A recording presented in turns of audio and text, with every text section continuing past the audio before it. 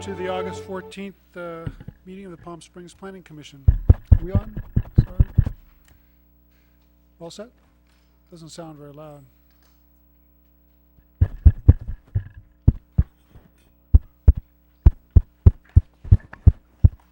Nothing's No. testing our audio. Testing? Okay, We're okay? we're going through on the air. If anybody in the audience can't hear, keep raising your hand, and we'll try to fix it. Very good. Then report of posting of agenda, please, Mr. Evans. Thank you very much, Mr. Chairman. The agenda was posted Friday in accordance with state and local procedures. First item on the agenda, approval of the minutes for July 10th and July 24th. Are there any additions and corrections? Yes. The risk of sounding picky, Michelle, I think send it is spelled with a C. In the minutes of July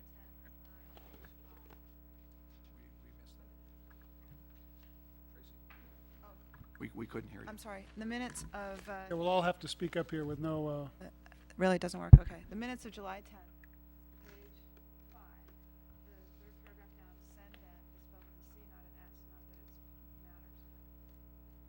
I believe, send it.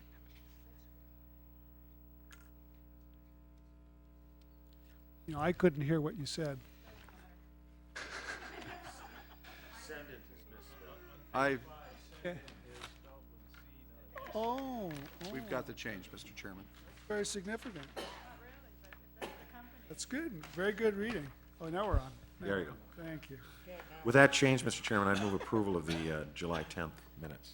I'll second that. Motion by Mr. Matthews, second by Ms. Morantz. All in favor, say aye. Aye. Any opposed? Motion carries unanimously.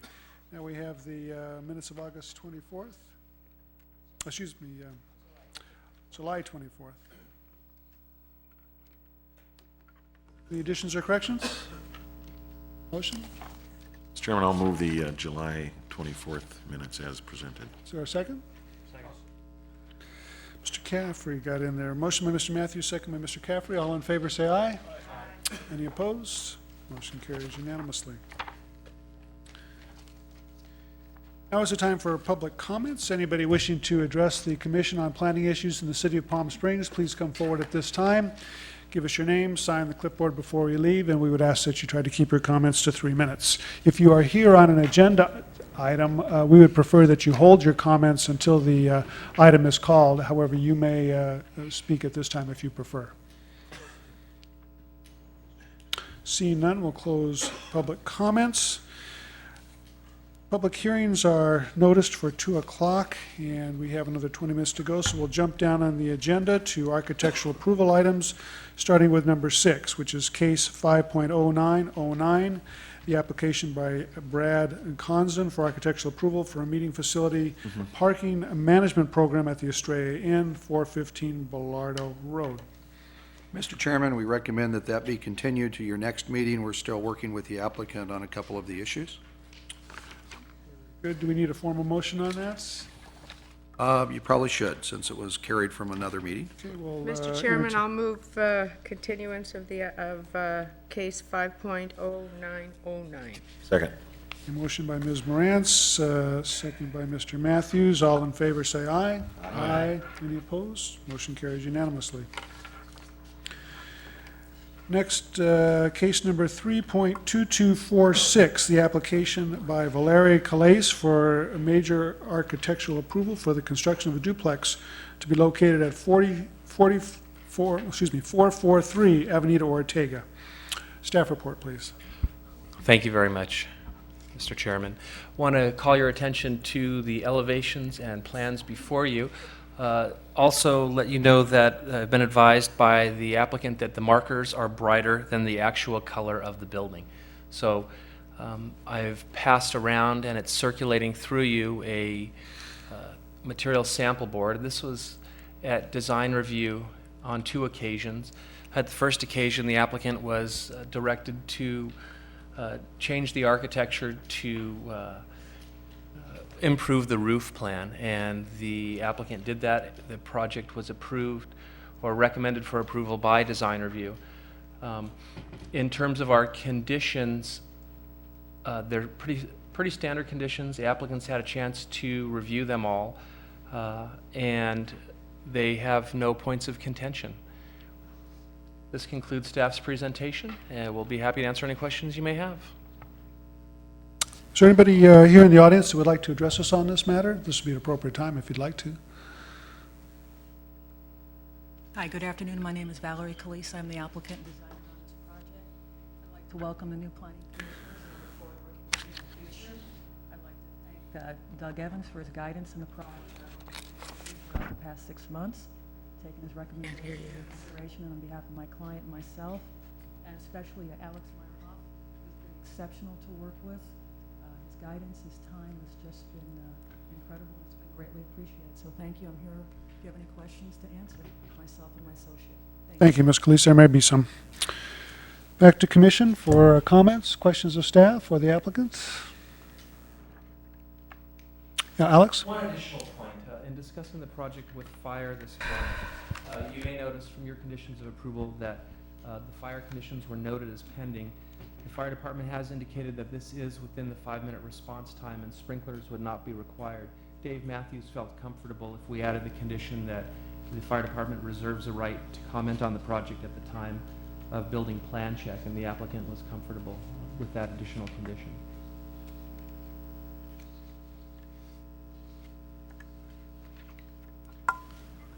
Mr. Chairman?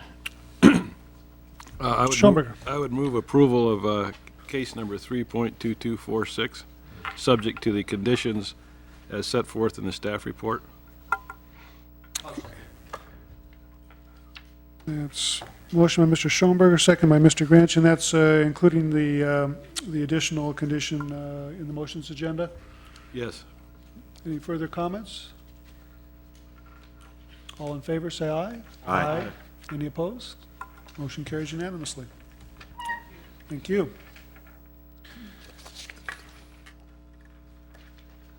Next item, number 8, case 5.0421, PD 185, application by Mike Fontana for a land use permit for temporary parking lot at the Desert Regional Medical Center.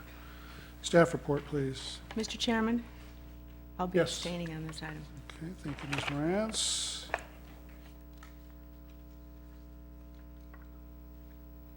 The item before you is a architectural approval for a temporary parking lot at the Desert Hospital.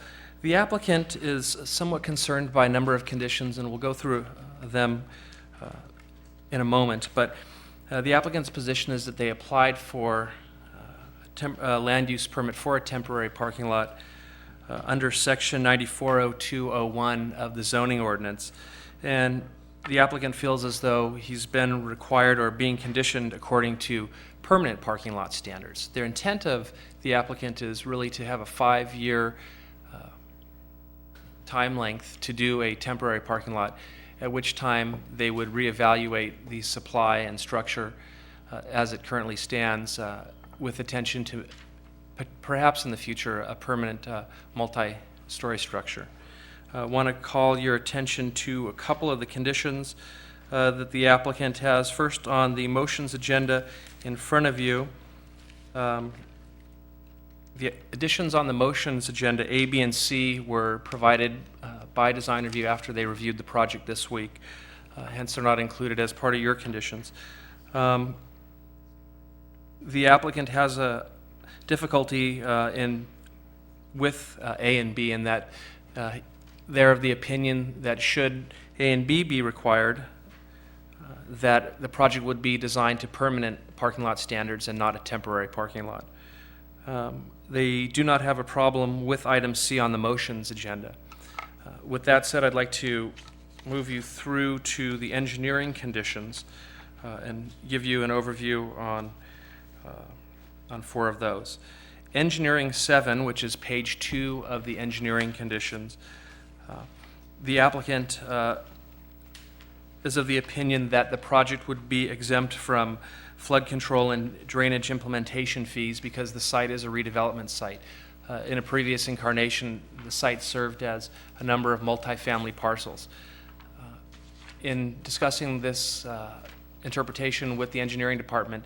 Engineering was not comfortable that the site would be exempt. However, in reading the condition, the last sentence indicates that the developer shall demonstrate or otherwise show prior payment of applicable drainage fees to receive credit towards required drainage fees. So we're comfortable that there is language in that condition that should the applicant be exempt from this requirement, that the mechanism for exempting them from such is already in the condition. On number 8,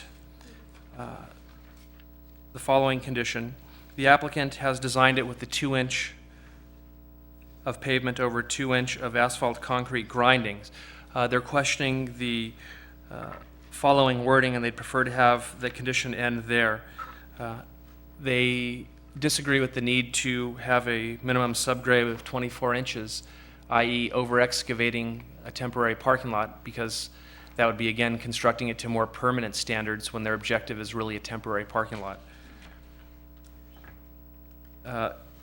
In terms of condition number 9, again, the applicant applied under section 940201, the temporary use permit provisions.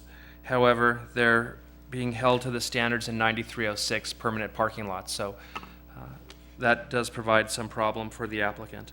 Lastly, we would ask you to eliminate condition 18, as we've verified with the Coachella Valley Association of Governments that this project is exempt from the TUMF or Transportation Uniform Mitigation Fee based upon the use. Determined that this morning in conjunction with engineering and CVAG staff. So we're confident that we can eliminate condition number 18. If I may approach the boards and kind of walk you through the site and the layout and the applicant's intent, I'd like to do that now. The applicant is available, as well as representatives of the engineering department.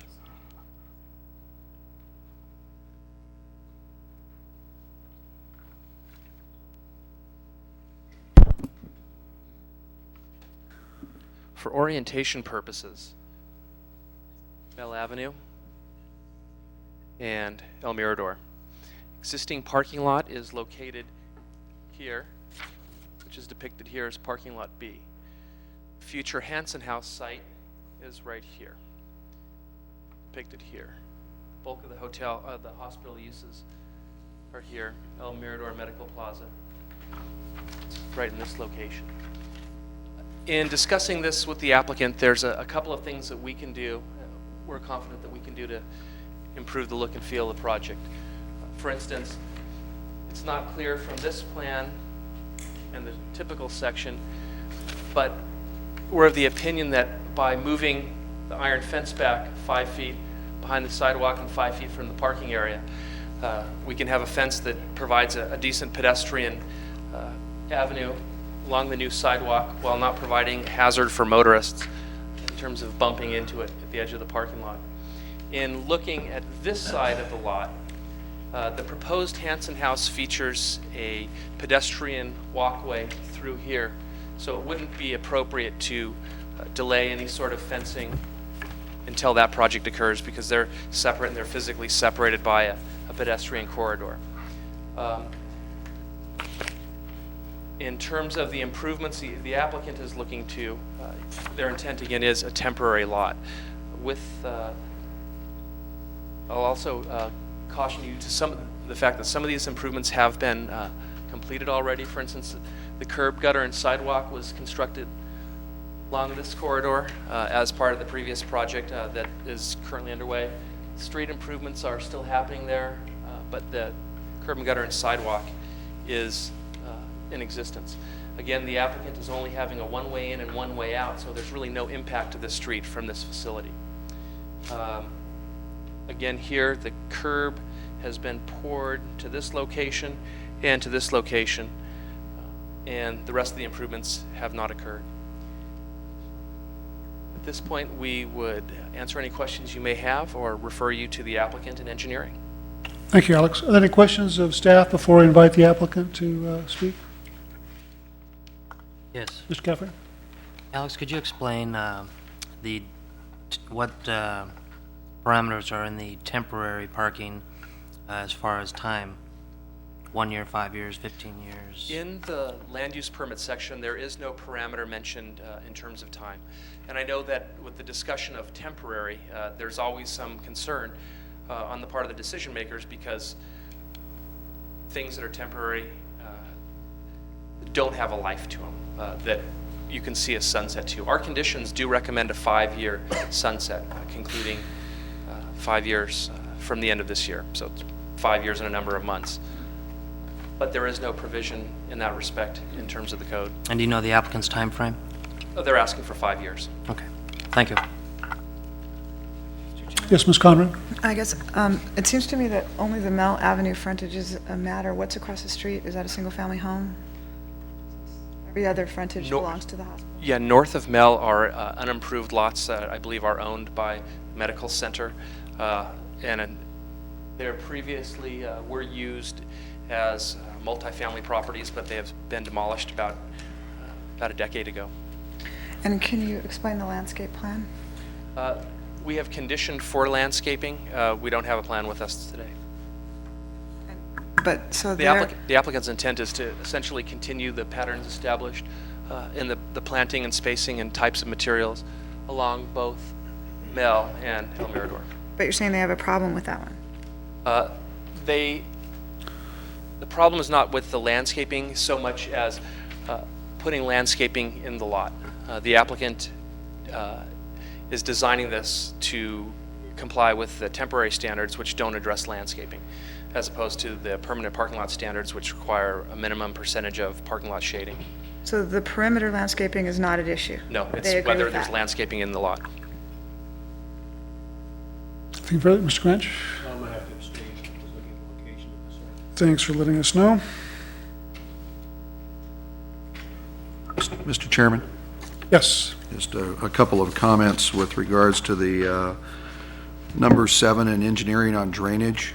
I think what we would have to do is a little research on some existing projects that have had buildings demolished in the past, and whether or not we assess the drainage fee on the vacant land or the improved surface area of the previous project, and how we did that. We need to probably be consistent. We've got several projects that has occurred, and the wording in number 7, I'm not sure allows for that to occur. So you might want to, if you'd like us to take a look at the past practice on other projects, we might want to just ask us to add some language that if the policy has been to give credit for previous structures and impervious surface area, that the fee be adjusted or eliminated accordingly, so that our past practice is consistent, and we don't have, even in this neighborhood, 2 different standards that we've looked at.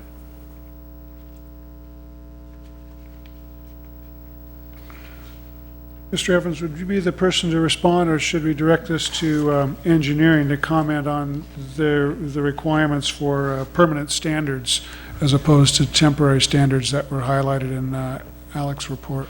Well, maybe at this point, you might want to have the applicant address you, and that way we have all the issues and All right. can respond to the issues that way. So Representative, see Mr. Fontana, you're here. Would you like to speak to us on these issues? Yes, Mr. Chairman, members of the commission, good afternoon. My name is Mike Fontana. My office is at 1276 North Palm Canyon Drive, Suite 204, Palm Springs. I want to roll the tape back a little bit and tell you how we've gotten here.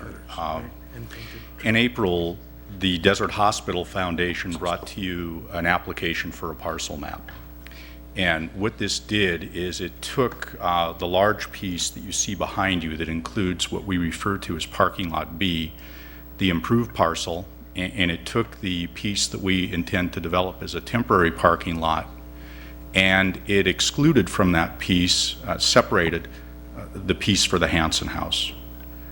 When we brought that in as a matter of process to the commission, one of the staff conditions was that Desert Hospital refrain from parking on unimproved land. And that's what's happening now in the location of the temporary parking lot. We were asked at that time to provide a solution, either to fence it and deny access to it, or to improve it. And some of the suggestions that we received ranged the gamut from we've got problems with the PN10 issue, put some gravel on it, put some pipe bollards around it, string some cable from the pipe bollards, to what we've proposed. Now, what we did is we utilized Section 9400 of your zoning ordinance, and we made application for a temporary parking lot under the criteria that's in Section 9400. And what the temporary criteria says is that the planning director can review and approve a land use permit, but he may require certain things. And those certain things include asphaltic pavement, wheel stops, lighting, and landscaping. And what we've done is we've basically taken the mystery out of it. We've included asphalt pavement, we've included lighting, we've included a striping plan. We intend to put wheel stops on the perimeter of the project to protect the fence. And in our mind's eye, we have pretty much not only conformed with the requirements of the temporary permit, but we think that we've anticipated your needs and maybe in some instances exceeded them. Temporary permit does not require fencing. It's not listed as one of the things, but we feel it's necessary. We really think that there are a few things that could probably be worked out at the staff level. We fully intend to landscape the Mel Avenue frontage. We don't think the fence is shown on the plans the way we'd like to see it. We'll move the fence back to accommodate at least 5, but more likely 10-foot of landscaping between the parking lot and Mel Avenue. And our intent is to continue the same theme in landscaping that we've done to the east. We intend to light the parking lot. We'll furnish photometric studies that conform with your ordinance and your lighting ordinance to show that we can meet the minimum half-foot candle and the mini-max ratios between the light spots and the dark spots in the parking lot to make the parking lot safe.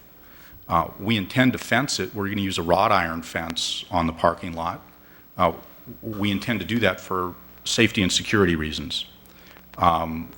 We wish to have some visibility through the fence from the interior of the hospital campus, simply from a security standpoint. But the Mel Avenue side is the side that we intended to spend our money on landscaping. Now, we did not intend to develop this to permanent standards, and unless you deal with it, you deal with the cost, you don't understand the difference between the permanent standards. So I'm going to run through those. If we develop it to permanent standards, then we have to develop it with a 50% shade factor, which means we're planting trees, we're planting a lot of trees and irrigating them at a considerable cost. And we're only trying to use the parking lot for 5 years. We don't like to sink that money and take it out and tear it out. Although the engineering department has given us relief from providing a continuous concrete curb throughout the project, and they're allowing us to do a redwood header, the design committee is not. They want us to develop it to full standards, which means I'd have a continuous concrete curb running around the perimeter of the project. I'd have the landscape requirement we need to meet. I'd have the landscape islands. I'd have the irrigation. And we are intending to sheet drain this from the northwest corner to the southeast corner into a little catchment area and out into the curb and gutter that we have in place. If we develop it to a permanent standard, we can't do that. We have to capture all the drainage in concrete curb gutter, drainage swale, or ribbon gutter and bring it out to the street. And we don't really want to do that. Now, what we are proposing to do, however, is to take ground up asphalt, which when compacted gets nice and tight. And we're intending to put 2 inches of new 3/4 inch aggregate asphalt over the top of it, which gives us a nice parking surface for a temporary lot. That's probably in excess of normal standards. I mean, normally, and even in the zoning ordinance, it requires a minimum of 2 inches of asphalt over native. And we're doing better than that. So, I really don't even want to be here with the Planning Commission. We thought we could do this over the counter with a land use permit And yet we're here, and I've got, conditions not only from staff, but from design review and now engineering. And I'd like to get relief for my client for those conditions. If we want to go through those specifically, then we can do that. Some of the conditions really aren't applicable, but we can talk about the planning conditions. We're required to have full-size construction plans, which we will give you. Mr. Fontana, maybe you could identify which ones you have problems with, and so that we can follow along with you as you... Yes, we'll deal with design review first. The landscape plan conforming to the landscape ordinance, we'd like relief from that. Adding pilasters to the wrought iron fence, we'd like relief from that. We don't have a problem with the number 3 condition that they have. We intended to have our new fence transition smoothly into the existing fence. Under the engineering conditions, we are required to furnish a title report within 3 months. I believe we furnished a title report with the parcel map. We'd ask that that be acceptable. That was furnished, I believe, in April. It's not a deal killer. We can do that, but it just seems like we're spending money and don't need to. Number 7, the drainage fee. I have had experience with this. I did do the parking lot that's adjacent to the one in question. We did tear down existing apartment buildings. The subject of assessing the drainage fee did come up at that time. We did not pay the drainage fee when we did the adjacent parking lot, and therefore I'm of the understanding that the property was occupied. There were impermeable surfaces, buildings, walkways, driveways, pool, hardscape, and we would not be subject to the condition to pay the drainage fees. Number 8. Mr. Fontana, let me just stop you on that one as we go through this. Mr. Evans suggested that that condition be modified so that there would be a review of past practices and that this would be treated consistently with those past practices, and to the extent there were buildings there, that would be, you'd be given credit for that in the fee. Was the suggestion made by Mr. Evans acceptable to you, or do you still object to it? No, that's fine. All right. We think we'll prevail at that. Item 8, we have no objection to providing 2 inches of asphalt over 2 inches of asphalt concrete grindings. We think that overestimating 2 feet below surface and recompacting to 95% is not necessary. Number 9 refers to compliance with section 9306, and we really would not like to comply with 9306. We're back in permanent conditions. Under general, items 10 through 14 don't apply. Item 15, yes, will conform with 15. And I think that's it. The rest of it either doesn't apply or we intend to conform with it anyway.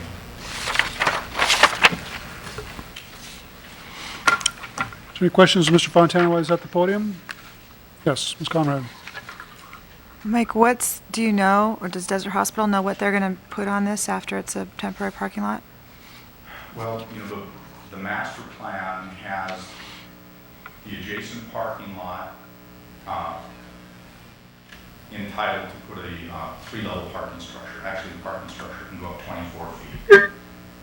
The site that we're talking about today is entitled for a future building. We don't know if there will be a future building there or if it will be used to accommodate a larger parking structure in the future. And so we've asked for a temporary use permit to give us time not only to use it and use it well, but to work out the development issues with the hospital. So either building or parking is my guess. Mr. Chairman? Yes, Mr. Schoenberger? So what you're asking us to do is to give you a permit for, with the conditions modified as you're suggesting, for 5 years. Yes, sir. With the understanding that at the end of 5 years, your conditional use permit expires, and you either have to come back or submit a new plan. That is correct.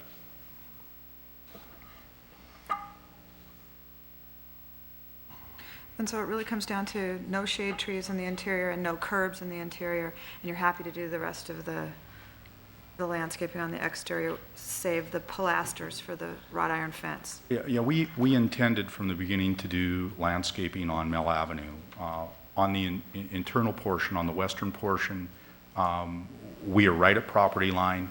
The plans for Hanson House show a meandering sidewalk running north to south. There are landscaping pockets that were intended to be provided with Hanson House anyway.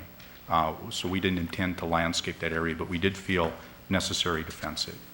On the southern exposure, we do want to do some landscaping on the southern exposure. We do not want it to be dense, so that our security, as they patrol in their carts, can see through into the parking lot and their view's not obstructed.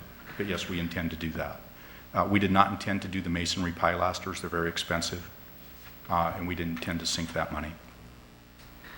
Can I just ask staff one question? Is Sure. the problem that it's 5 years? If it were a shorter time period, would that make staff a lot more comfortable, or design review more comfortable? I think, part of the concern is that we don't have a master plan for the hospital anymore.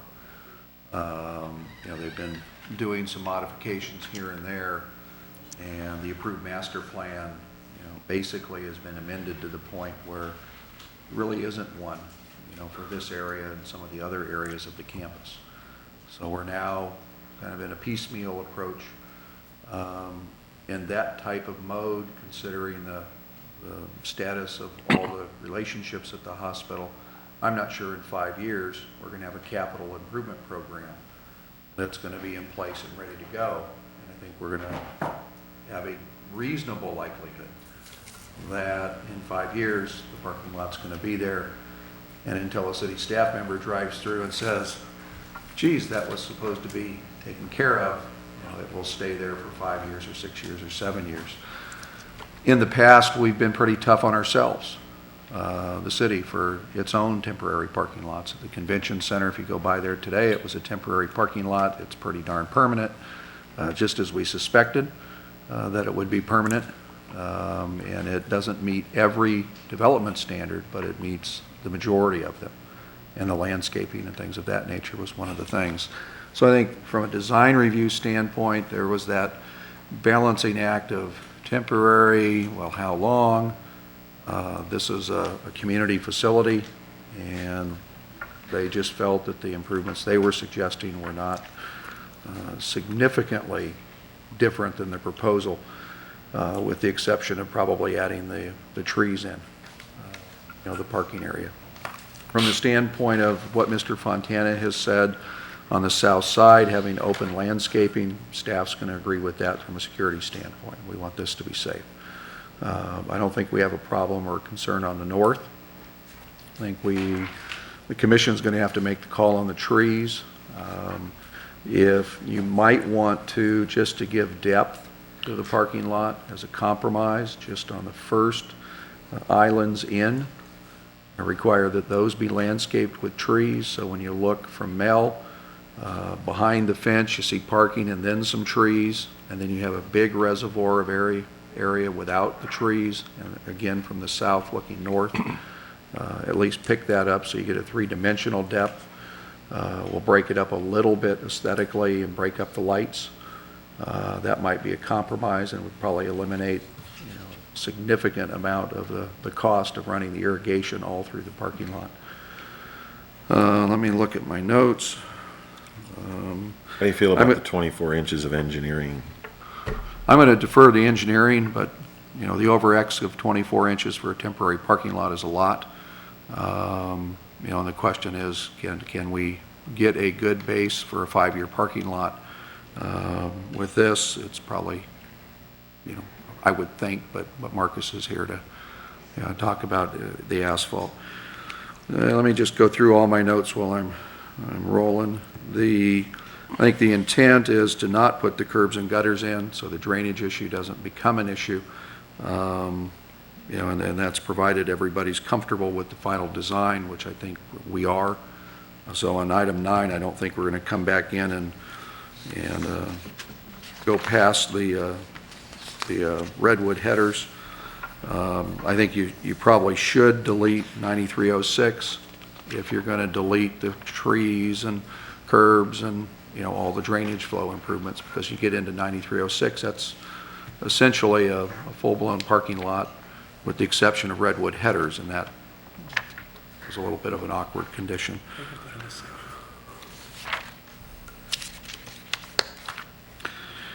Ten or 7 of engineering, I think, was addressed. We'll have Marcus address number 8.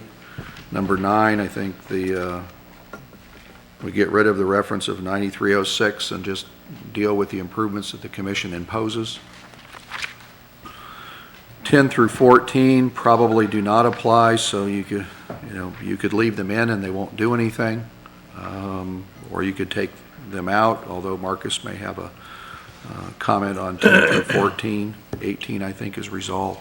I think I covered most of my notes. I will make the comment. The reason this is before the Planning Commission is this is a facility that's not a behind the scenes, nobody ever goes there, temporary parking lot. It may become a fairly well-used parking facility. It's in an institutional environment. We don't have a master plan that talks about this type of phasing. And when we get into something like that, just as the convention center, staff's going to bring those types of temporary facilities forward to make sure that there's some community buy-in, and in our case, the community buy-in to the proposal. I think that's our comments at this point. you. You might want to ask Marcus if he has comments on the engineering issues. Marcus, and this might be an appropriate point if you could give us engineering's response, particularly concerning, I guess, 8, 9, and 10 through 14? Sure. On 8, that's our standard, the subgrade preparation, that's our standard for all public works improvements. That is overkill for a temporary parking lot. However, they are going to have to prepare and compact the subgrade that's there. So I'd rather than delete any reference to that, say that the subgrade shall be prepared and compacted in a manner acceptable to the city engineer. We don't want to see them just put grindings down and pavement down on the native ground that's not prepared and graded and compacted, because that's going to affect the stability of the parking lot over time if they don't have it all prepared appropriately. So a more general, you're suggesting a more general language? That's correct. I mean, I'd rather leave it up to actually to the public works inspectors when they go out in the field and inspect the work and see what they find there. But that's what I would recommend. And then on number 9, we referred to section 9306 because that gives guidance on the design dimensions of the parking lot, like the stall widths, the depth of the stalls, the width of the traffic lanes and stuff like that. There is no guidance under section 9400 in parking lot design. And so the intent with mentioning the redwood headers and the painted traffic lines in lieu of concrete curbs and landscape islands was to show that we don't want to have, at least engineering wasn't requiring median islands and curbs, and that they could design it the way they're showing. But we need to have at least some reference that the city engineer and planning director have to approve the layout, the configuration of the parking lot. And the only guidance that we have is in section 9306, specifically in section E, which is design dimensions. But if landscape islands aren't required, then all we have to do is refer to the design dimensions for the parking stalls and travel lanes and stuff like that. Which is section E, so if the reference was 9306E, that would be sufficient? I think so. I mean, there are mentions in that section of other issues related to more permanent parking lots. But I guess we could do it as in a generic term, just saying that the configuration and design of the parking lot shall meet the city engineer and planning director's approval. What about 10 through 14, are those? I don't know that they don't have to go into Mel Avenue to provide irrigation for the planting. I don't know if, these are things that I'm not aware of when I look at the project. So if they apply, they apply. If they don't, they don't. I'd rather leave them in. And that way we're covered in case something comes up during construction or when they finish the design. Very good, thank you. Mr. Matthews, you're looking to... Yeah, I had a couple of questions. Sure. Marcus, the city had their own temporary lot by the convention center. What kind of requirements were there for compaction and that was acceptable to the city then? I'm curious. I don't know. Anybody know? I wasn't here, unfortunately. Well, I can tell you that we started with grindings. The idea was we were going to do a parking lot all of grindings with no surface over it, and I think they put the grindings down and then a surface over. I don't know what the depth was. I'm inclined to, it sounds like there's a compromise here. I'm inclined to work out and prepared to make some kind of motion after everyone's talked. But essentially to allow for a temporary parking lot, I'd like Mr. Fontana to confer with his client because I'd like to condition it on, as John suggested, sort of a 5-year sunset. And in that time, within 5 years, that the applicant provide a master plan for the facility that includes parking. So sometime in the next 5 years, we're going to get a master plan out of the organization. And I don't know if that's acceptable or not. You may want to check and see if that's okay. But I'm inclined to work a little bit. Relative to the landscaping, you know, days like today, everybody fights for just a little bit of shade in a parking lot. And on the south side, you know, if you put trees that could have shade, I think you could achieve your security objective and pick up a couple of spots that might find some shade. And I would encourage that in the landscaping plan, which my intention at this point is to leave it to be approved by the Director of Planning, is where I'm headed on. My thoughts are. That's the only comment I have on that. Mr. Chair, I was thinking of a compromise, and I was going to ask Mr. Fontana, how important is relief from the curbs and the landscaping to you? Would you be willing to give up, you know, several years and just get approval for this plan for, say, 2 to 3 years, and then come back with a more definitive plan rather than having to come back with the master plan for the hospital within 5 years? Because you're going to get a significant relief from the curbs. Well, I can't make any commitment, and I don't think that Dale Barnhart can make any commitment to be back here. Can't make the commitment on behalf of Tenet Healthcare System to come back and do a master plan. We aren't empowered to do that. So if it's requested, we really can't even react to it. We've asked for 5 years because we do see it as a temporary use. And I have to editorialize a little bit. The hospital does have a master plan. It is PD 185A, which was approved in 1991. And it does show a building at this location, and it does show future nursing towers, and it does show a parking structure adjacent to this location. To think and believe that the hospital doesn't have a master plan is incorrect, okay? This is a temporary use. If we were coming in with a permanent use that was contrary to the master plan, then maybe we should be bringing the master plan into question, but we're not. That's one of the reasons we're not. We consider it a temporary use. We don't want to improve it as a permanent use because of the dollar value, and you know, it's transitional. And I really, you know, can't say any more or make it any more clearer than that. May I ask a? Yes, Mr. Schomburger. Mr. Fontana, it seems like really we're very close here. We're down to basically, as I see it, trees and pilasters, and everything. I think all your other concerns. I think that the commission's prepared to address. But on the trees, it seemed to me that Mr. Evans had a fairly appealing suggestion, and that is that the First Islands Inn would have trees, which would provide some bit of shade, but also some aesthetic value as well to break up the parking lot a little bit, since there are residences around here, and this may be here for quite a while. I think we're all realistic enough to probably accept that. Does that create a problem for you? If we had a condition that the First Islands Inn have some shade trees, would that be a problem for you, or do you still feel that that's more than than really what you want to do.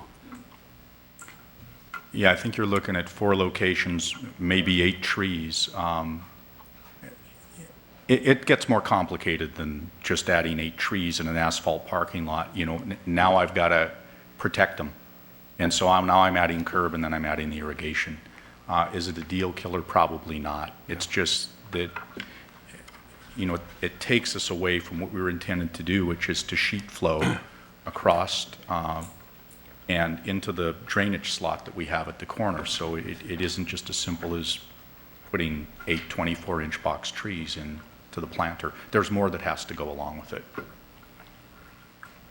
Ms. Conrad? I'm just really inclined to make this more temporary than 5 years, and then you can have the relief that you're looking for, and come back with a plan that's more acceptable to you in a couple years from now. And with that, I will make that into a motion with the planning director's investigation of number 7 to make it comply with what has been done historically in the neighborhood. I would, number 9 would have reference to the 9306, Section E for design standards, and that the approval, and that we'd leave in 10 through 14, and that the approval would only be for 2 years. And with regard to number 8, the engineering suggestion I to think soften that- the language? Oh, that, and absolutely. Or just to comply with what the applicant is saying is acceptable to him. Or on-site inspection, whatever Marcus said he wanted to do. And with regard to the A, B, and C, or I guess A and B? And we can delete the pilasters, I would say, and since this is only going to be 2 years, and they've already agreed to landscape Mill Avenue and to have some minimal landscaping on the south portion, and then, and they've agreed with C already. So it's basically that you can have what you want for 2 years and then come back with a more definitive plan, I think is a reasonable compromise. Is there a second for Everyone that? feels that way. I would just ask the applicant if that appears to be a sensible solution to the applicant, and if not, why not? I mean, is 5 years something that you feel you have to have? Does 2 years, as proposed by the motion maker, a sensible solution to you? If you feel it isn't, what would be your problem with that? We're going to spend a 6-figure number to do a temporary parking lot. Now, remember where we started.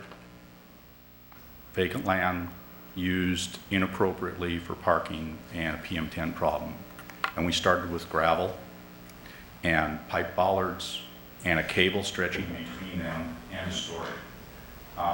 We've paved it, fenced it, landscaped the exterior, and lighted it. We've done more than what's required here, which is the minimum of 2 inches of asphalt over native. We will grade it, we will compact it with a vibratory roller, and we will put the grindings down and do the same with those, and then put the asphalt down. Now, would I do it for 2 years?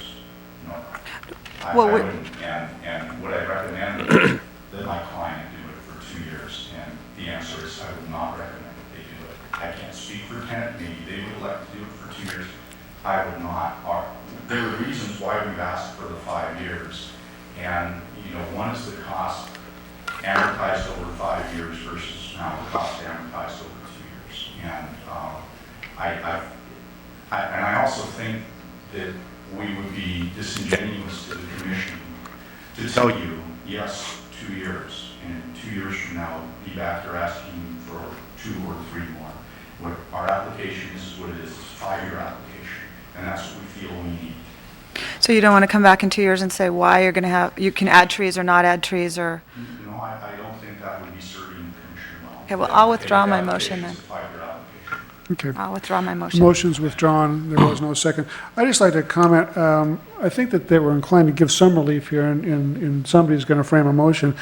And Mr. Matthews made the suggestion or a requirement that they come in with a master plan. I don't know about making the requirement, but I think that we can, whatever motion, it can be fashioned with some kind of strong indication that we don't want it to go longer than 5 years, and that if they come back in in 5 years or short of 5 years and are wanting it to go longer, it should be a part of a full master plan or some specific direction, not just coming in at 5 years or 5 years and 2 months saying, gee, we want a little bit longer because we don't have it together yet. I mean, there's a strong feeling here that everybody's set forth that if it's going to have temporary standards, then it's really to be temporary, and we wouldn't want it to go longer.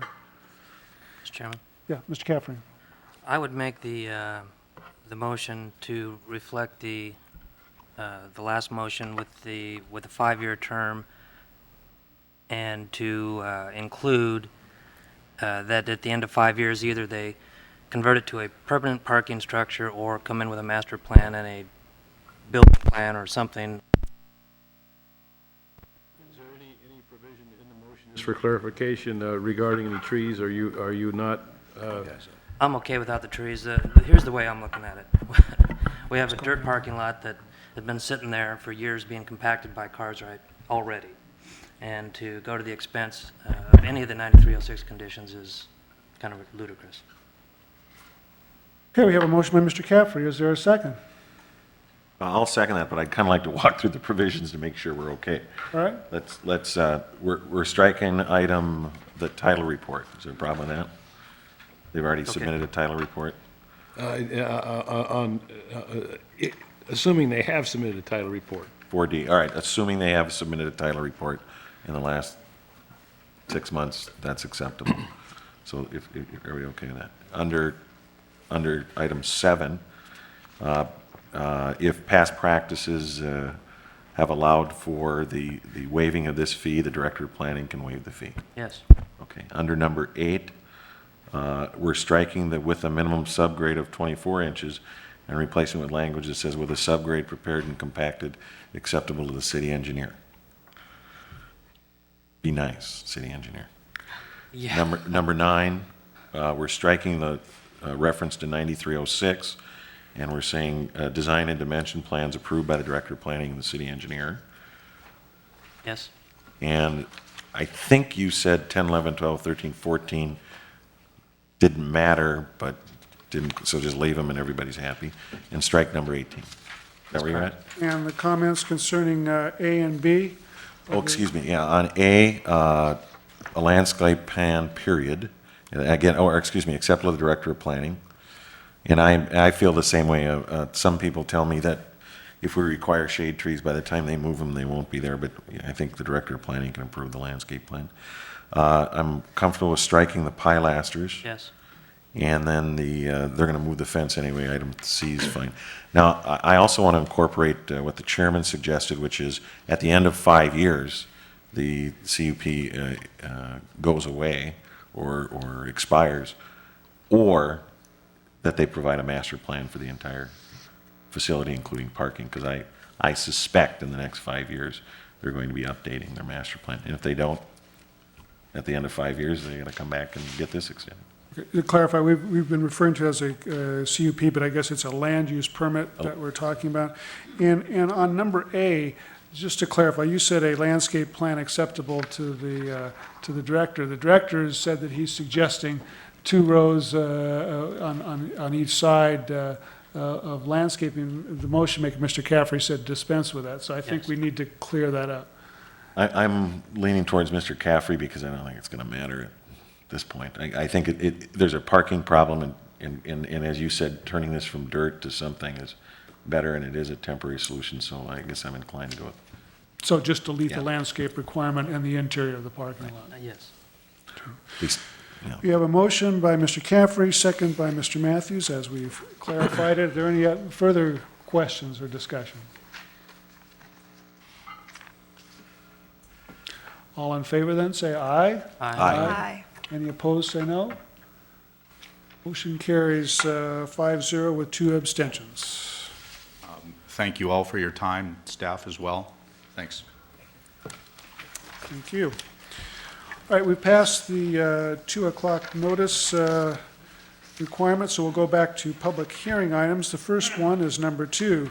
That's case 5.0916, application by Matthew Dragasevich Charitable Remainder Trust for a general plan amendment and change of zone to redesignate 5.11 acres of land located at 4155 Matthew Drive from M15, the medium-density residential, to GC General Commercial, and from C Conservation, and to rezone from R2, the multifamily residential, and R1AH, single-family residential, to CM, Commercial Manufacturing, and O20, open land. Staff report, please.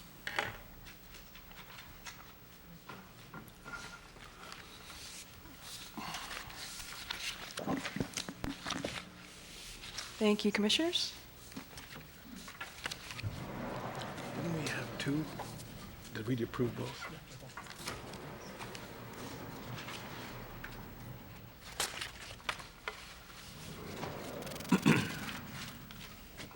Just to give you a quick overview of where we're talking about, take a look at the zoning map here. It's a site that is essentially south of East Palm Canyon, on the east side of Cherokee Way, fronting on Matthew Drive. In particular, it's down here on the map, this R2 area. This is a bit of an enlarged exhibit here, which you do have in your packets. To give you an overview of the site is 5.11 acres. As I said, it's just south of Cherokee, pretty much about 200 feet east of the intersection of Cherokee and Matthew Drive. The site is currently zoned R2, multifamily residential, and O20. The site is sort of divided into two parts. The frontage on Matthew Drive is very flat land, where the existing boat repair facility and an auto body shop are located currently. And the part that's zoned R1AH at the moment is hillside area. From staff site visit, it seemed like it's a very steep area, probably greater than 30%, so it would have to be kept open. Just to take you through some of the photos so you have an understanding of the types of land uses that are surrounding it right now. You can see in this aerial photo, this is where it's located. Directly to the west is a currently vacant commercial type of a complex. We've had recent applications for someone to bring that into, again, reopen it as a commercial/industrial type of a use for storage of mechanical equipment. Directly sort of adjacent to it is a mobile home park, but again, it's adjacent to the hillside portion of the site, so that's sort of just technically it's west of it, but the actual mobile home park is like greater than about 300 feet from the actual use of the boat repair facility and the auto body shop. To the east is primarily vacant land and a single-family residence. You can see it in this photo here, vacant land to the east, and the entrance to a single-family residence, which is actually behind the property. To the north are apartments. You can see them in this photo here, and there, from property line to property line is about 88 feet, which is the entire width of Matthew Drive. And to the northwest is a sort of office commercial complex seen in this photo here. This is actually the business to the west. So that gives you an overview of the surrounding land uses. The item before you is for a change of zone and a general plan amendment. The general plan amendment would be to change the frontage, the portion of the site as frontage on Matthew Drive is currently has a general plan designation of M15. The applicant's asking for a general plan amendment from M15 to general commercial at the front end, and then to conservation on the hillside portion of the lot. It did come to our attention that if you did the change of zone from R2 to general to CM, and from R1AH to O20, it would be inconsistent. The actual land use would be inconsistent with current general plan policies, which state that you have to develop a specific plan which, when feasible, would provide for a transition to move the commercial uses towards East Palm Canyon and away from the Cove area, which is where the uses are located right now, and to encourage the elimination of non-conforming uses, which is what the use is right now. It's non-conforming. Despite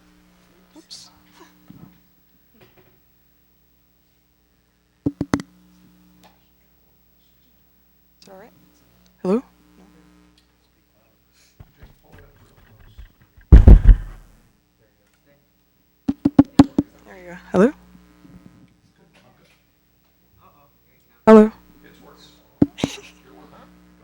All right. Where was I?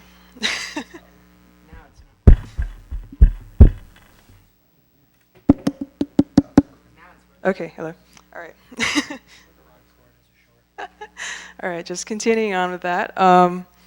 Yeah, as I mentioned, it's inconsistent with the policies that is right now, but from staff's research, essentially there's enough buffer between where the use is right now and the adjacent residential uses, the 88 feet on Matthew Drive, 300 feet in Mobile Home Park, and the single-family residence to the east, which is at least about 50 feet away from where the site is right now. And, you know, the use has been existing for 11 years. There's no development proposal at this time, and the owner doesn't endeavor to expand on the use. So realistically, you know, that site will probably not become multiple family residential. Hello? Okay. And therefore, staff does recommend that despite the general plan inconsistency, the change of zone be approved. To finish off, ultimately with the property development standards in the CM zone, the uses as they exist do comply with most of the property development standards, but we're unable to attach conditions to this particular change of zone because there was actually no physical development proposed. With that, that concludes staff's presentation. Staff's available, and the applicant's also available for your questions. Thanks. Any questions for staff before we open the public hearing? Mr. Schoenberger? I found this report a little bit confusing, and that's not, I don't think, your fault. It's just because I'm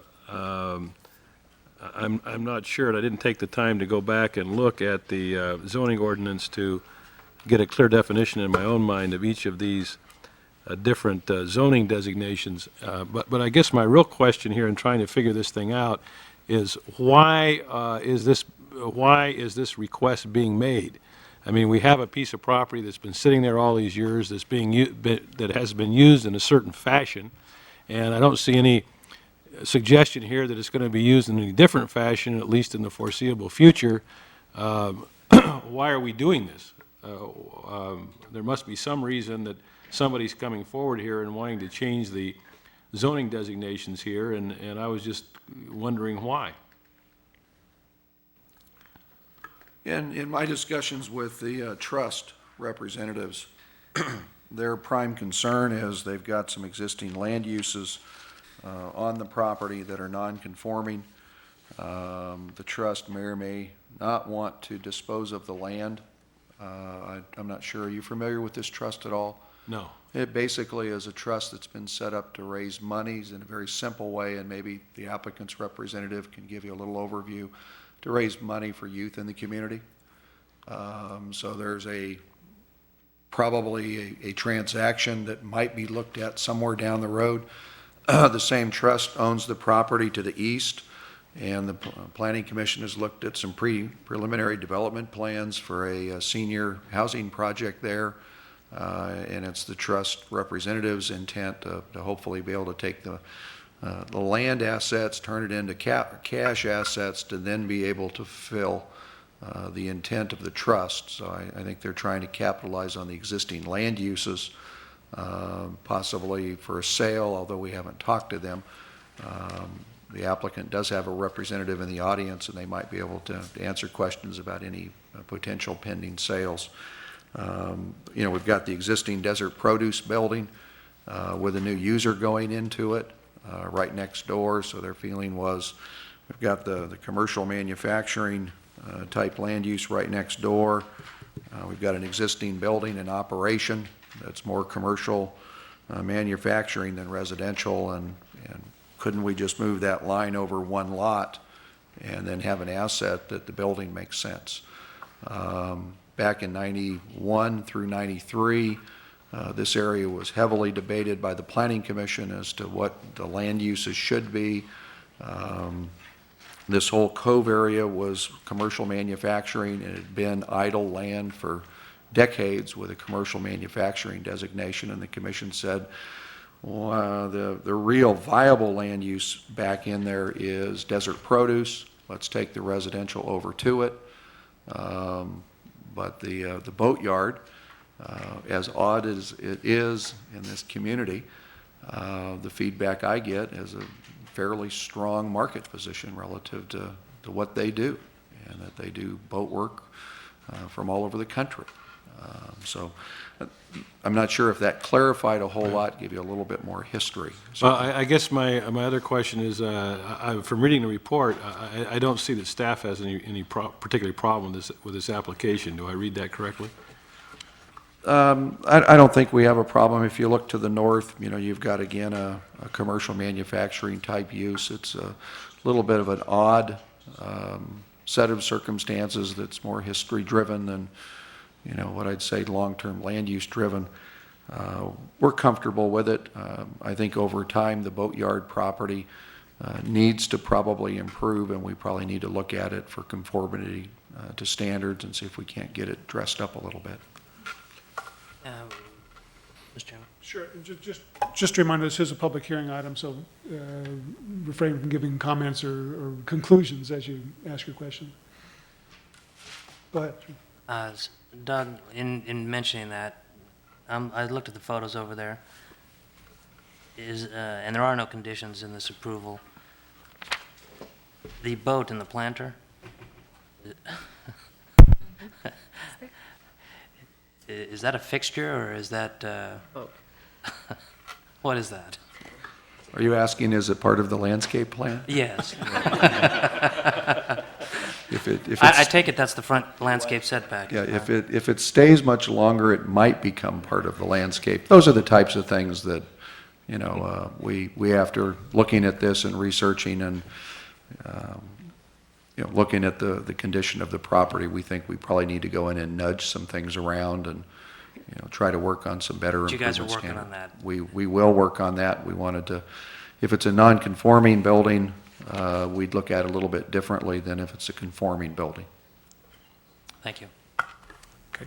This is a public hearing item. Anybody in the audience that wishes to address this matter for the commission, please come forward at this time. Give us your name and sign the clipboard before you leave. That would include the applicant.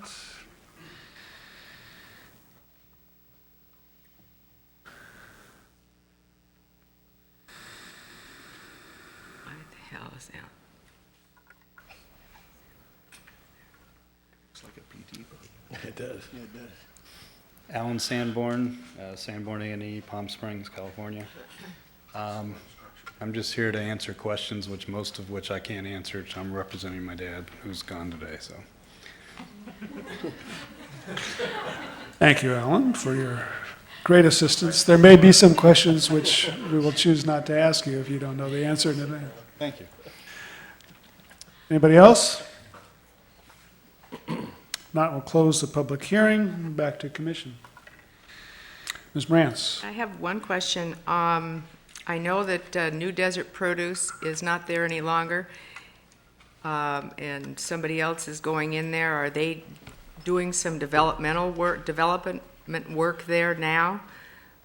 Is that is part of that parcel? Because the whole piece of property is a very charming, wonderful piece of property. It's just that it's strange, and it really just needs to be cleaned up as far as I'm concerned. Maybe have some type of screening that some of these objects can't be seen from the street. Because if I had a business in that neighborhood or I drove by that neighborhood, I was surprised when I went to see it before when I got my packet, and it's in not very good condition.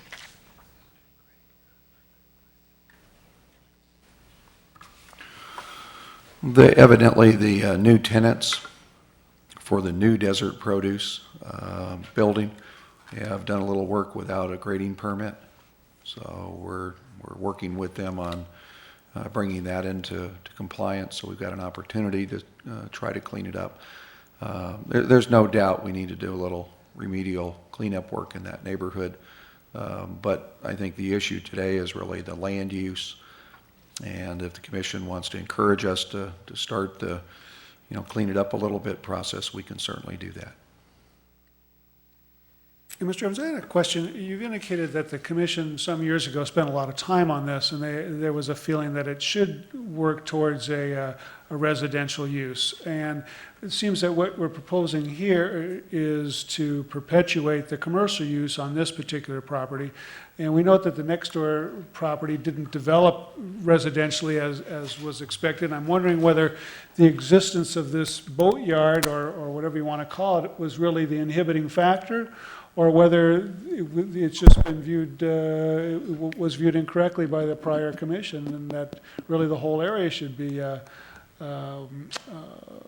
you know, commercial, like it should stay commercial.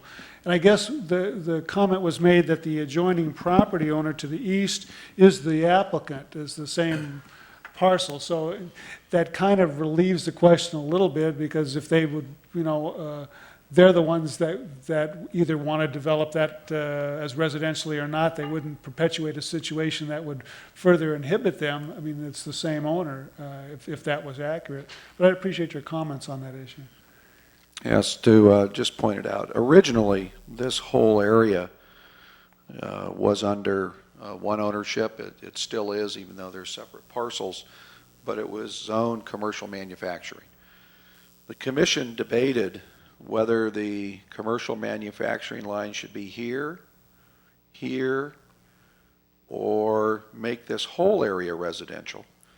And at the time, the commission felt that, well, they'd drop the line in there, and hopefully over time, these uses would fade out and become non-conforming and eventually abated. The question is, you know, moving the line from here to here. The immediate adjoining property is still owned by, I think, a family member of the Dragizevich family. It's got a residence on it and a nice garage for an RV. And obviously there's, you know, a buffer there. And then this next parcel is the one that we have the senior housing project. So the question of where that line is and the debate that we had in 91 through 93, the Dragizevich Trust wanted all of this to be maintained as CM. And the city came back in and said, nope, you've had 20 plus years to market the property as commercial manufacturing. We don't have many coves left. Coves in the Coachella Valley are where people should live, and therefore the commission said the majority of this land should be residential. And it's taken, you know, 9 years for a residential user to become fairly serious about it for, you know, senior housing. And I've been pitching the property to people that have been looking for residential properties for a long time because there aren't very many places in the Coachella Valley you can nestle up to the mountain on the south side of East Palm Canyon Drive or Highway 111. So, I mean, you've got two, you know, almost 10 years later, you've got two viable businesses that haven't changed much, except they've moved the boats around and some have changed. And they're basically saying, could those properties be maintained as they operate today? And staff is really, I think, comfortable with moving the line, and we think we can probably clean these up over time to where they are a little bit more compatible to the residential neighborhood that sits back there. Good, that answers the question. I feel pretty comfortable with it, but is there a motion or further questions or comments? Well, just a comment. I guess I still have some lingering concern that we've got a situation that while there are a couple of businesses there, they have their problems. The boatyard is certainly not attractive, and I would not think be appealing to residential development in that area. And I guess my lingering concern, and I'm not sure whether it causes me to oppose this, but I'd like to maybe hear from somebody else. Are we simply perpetuating an unhappy situation that the applicant may be okay with because they have perhaps some financial stake in the continuation of this business, or these two businesses, but from a longer-term planning standpoint, are we really doing a service to the community by perpetuating what we really see to be a historic use, but one that's incompatible with where this neighborhood, so to speak, is ultimately headed, where we'd like to see it headed. I think that was what maybe where the Planning Commission was before when it was thinking about this particular area. And I'm not so sure that there wasn't some merit to their thinking.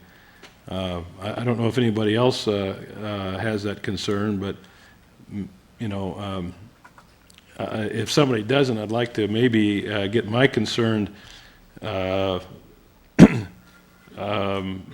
lessened by why they don't think that there's something to that. Ms. Brantz? Well, I'm looking at the second paragraph under background, and it says, it basically says that if the change of zone is approved, the applicant endeavors to continue using the site as a boat maintenance facility and an auto body shop. No development proposal has been received as part of this application. The current request is intended to bring the existing boat repair facility and auto shop into compliance with the general plan. And it's like, how? Why? I mean, it sounds like there's an ulterior motive down the way, but none of us seem to know what it is. And to go through all of this for just those two businesses, I'm not sure. There's got to be something else that we're missing in this that I'm not sure I understand why this whole application is taking place. If there's nothing in the future, there's nothing down the road remotely,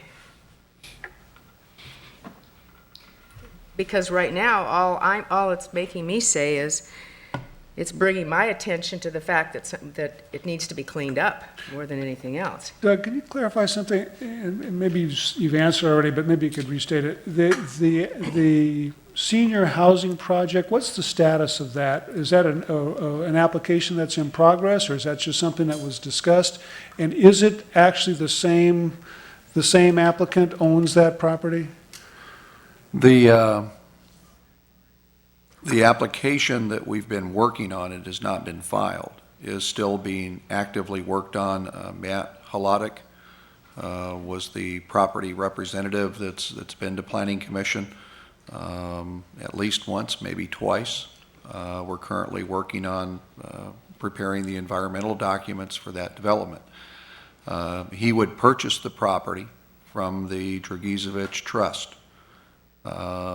They would take a land asset that's non-revenue producing into an asset that they could use for the purposes of the trust. On the subject property, it's also the Dragizevich Trust.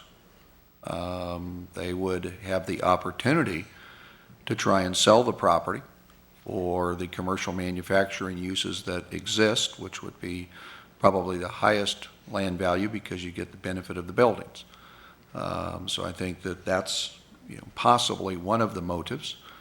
The other one is that once we changed the zone on that property, the land uses became non-conforming, and as I recall, the zoning ordinance says you have 10 years to abate the non-conforming use, which means next year, I don't recall the month, the boatyard and the auto facilities, if we put them on notice, not only have to be cleaned up, they have to be eliminated.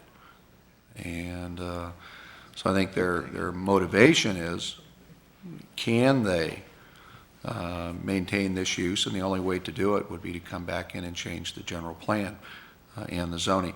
Mr. Chairman, it's obvious that there's some concerns on the part of the commission relative to what the trust motives are. The trustee could not be here today, and the trustee did ask me when I talked to him about scheduling today, that if the commission did have concerns about the trust, Mr. Marinoff would like to have this continued so that he can personally address the Planning Commission, and I'm trying to give as much information on the trust as I can, but I'm certainly not the expert on the trust, and I know that Mr. Marinoff would like an opportunity to have the commission hear his thoughts. He just couldn't be here today. Sure, definitely, if they've already indicated they'd be willing to put this over to answer our questions, I think that would be a prudent thing. I recall Mr. Hladic coming to our study sessions on more than one occasion, and he seemed pretty gung-ho and ready to move forward, even though it hasn't happened. Of course, those things change from time to time. Obviously, the applicant doesn't seem to feel that this change would jeopardize what would be a major development, a major sale of that property, and I don't know if Mr. Hladic knows about it, but I would assume that they've discussed it, but perhaps just continuing this thing might be allow them to come back, give us some more information, and satisfy the concerns of the commissioners.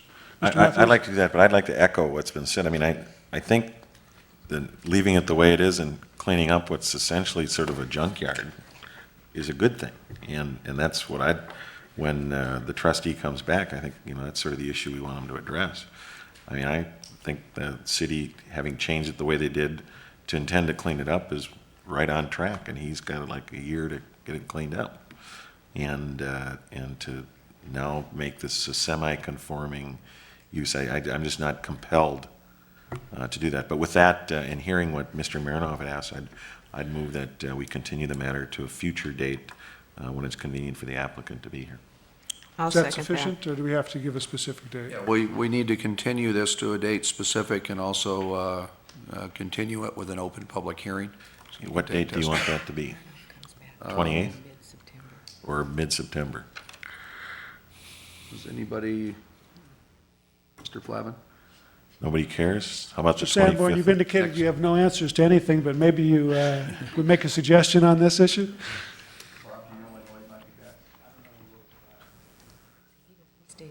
Perhaps we should move it Why don't we into late do September? Next meeting in September. Okay, which, We'll give that a try, and if we have Which to. would be the 11th. Yes, sir. Okay, so the motion is to continue to the 11th. Mr. Chairman, can I ask a question of? sure, Mr. Schoenberg, just to Mr. clarify, we do have a motion by Mr. Matthews and a second by Ms. Morantz. Go ahead, Mr. Schoenberg. Doug, for our thinking on this matter, it wasn't clear to me, and it does have an impact on my thinking that a year from now, if there isn't something done, then these uses that we're seeing there now become non-conforming and have to be potentially removed from the property. Is there a way to extend that deadline? In other words, is that are we faced with a choice either of approving the zone change or putting these people under the gun a year from now to have to remove those businesses from that property on the basis that they're non-conforming? Is there some way that we could extend that deadline so the businesses can stay, but at the same time, we don't put a blessing on that particular use there at this point? That is, make it permanent.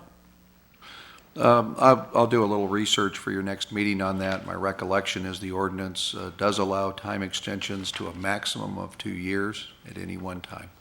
So it's a 2-year cycle. Okay. And it really comes down to how many 2-year cycles We want to get involved. you want to get involved in. It's a little bit awkward to track. One other option you might explore when you come back with a report is the possibility of changing the zone and the general plan conditioned on certain upgrades to the property or bringing them in conformity with other development standards. Okay, if there's nothing further then, we have a motion and a second. Roll call vote, please, Michelle. Ms. Conrad? Aye. Ms. Morantz? Aye. Mr. Matthews? Aye. Mr. Grinch? Aye. Mr. Schoenberg? Aye. Mr. Caffrey? Aye. Mr. Klatchko? Aye, motion carries unanimously. Next item is number 3, case 5.0906, the application by AT&T Wireless for conditional use permit for the installation of a 43-foot tall communications antenna and 4 small equipment cabinets within the 270 square feet leased area located at 3290 South Palm Canyon Drive. And our motions agenda indicates that the applicant would like to remove this. Is that correct, Mr. Evans? Yes, Mr. Chairman, the applicant has withdrawn the application for this location. They're seeking other locations in the area. We'll just withdraw this item from the agenda per the applicant's request. No action would be necessary. Okay, very good. So no need to open a public hearing or No anything? need to open or close or anything. And just to clarify on that last one, the public hearing does remain open. I think we've got that. Okay. Chairman, I'd move that we remove from the agenda case 5.0906. Is there a second? Motion by Mr. Matthews, second by Mr. Grinch. Roll call vote, please. Ms. Conrad? Aye. Ms. Moran? Aye. Mr. Matthews? Aye. Aye. Aye. Aye. Aye, motion carries unanimously.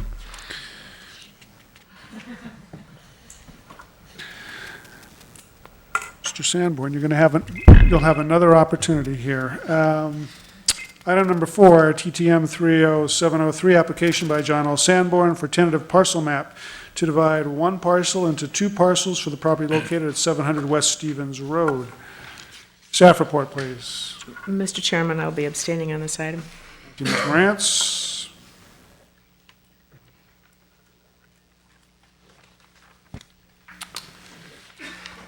Ms. Yu, is that you?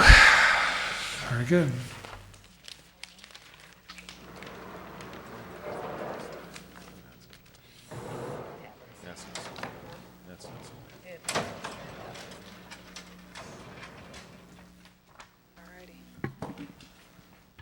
Okay, this is an application for a tentative parcel map to divide one parcel into 2 parcels by John Sanborn for the Melvin Harbor Revocable Trust. The site is located, should have pointed this out actually, on the aerial map here, right here where the orange sticky is. All right, it's basically west of Via Monte Vista on the north side of Stevens Avenue. As I said, it was to divide one parcel into 2 parcels. Parcel 1, as you see here, has an existing residence on it. The site in total is 1.76 acres. Parcel 1, after the division, would be 38,281 square feet, and parcel 2 would be 19,257 square feet. The applicant has received an administrative modification for the substandard lot size because it is zoned R1A. Standard lot size is 20,000 square feet. That really pretty much everything complies with property development standards right now. If development does occur on parcel 2 in the future, it does have to comply with current R1A property development standards. With that, I know that the applicant has concerns regarding the engineering conditions, especially with regards to the requirements for a sewer extension, the undergrounding of utilities, and some street improvements. So with that, that concludes my presentation, and the applicant is available, and staff is also available for your questions. Thank you. Any questions of staff before we open the public hearing? I have one, I guess it's directed to engineering, and this is concerning number 10, and is that a typographical error, or maybe there's some explanation that says that the sewer system shall be televised to the developer? How is that supposed to read?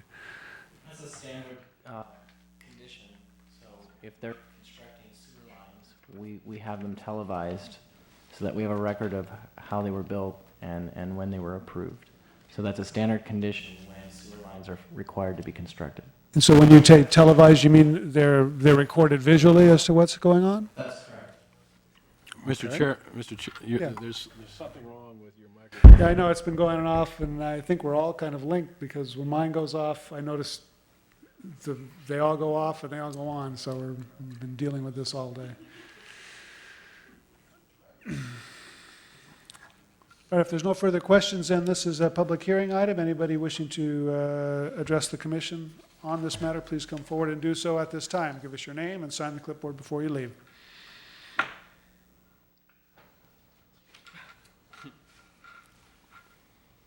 My name is Alan Sanborn, 1227 South Chinatru Trail, Palm Springs. I have information on this one. Good.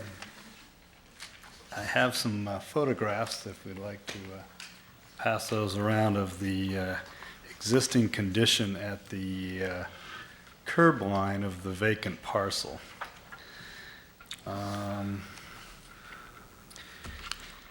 Let's see here.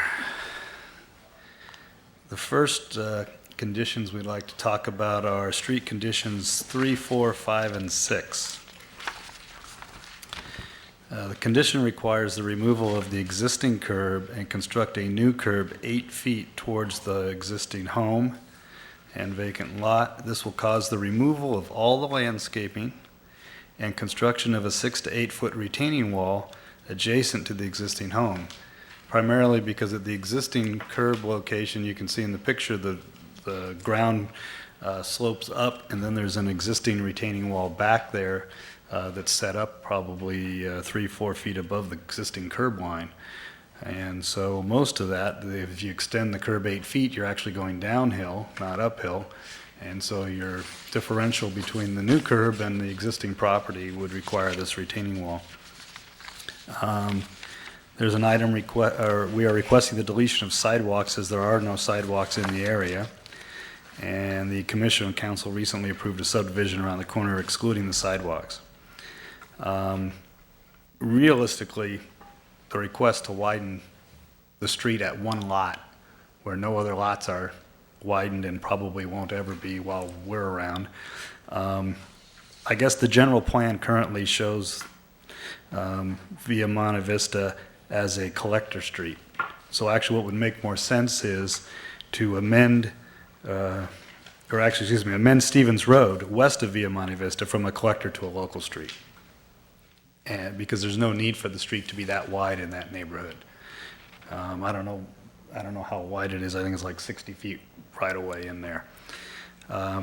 The developer would agree to enter into an agreement or a covenant for both new parcels to participate in the reconstruction of the street when and if all property owners along West Stevens Road agree to improve the street to the proposed standards.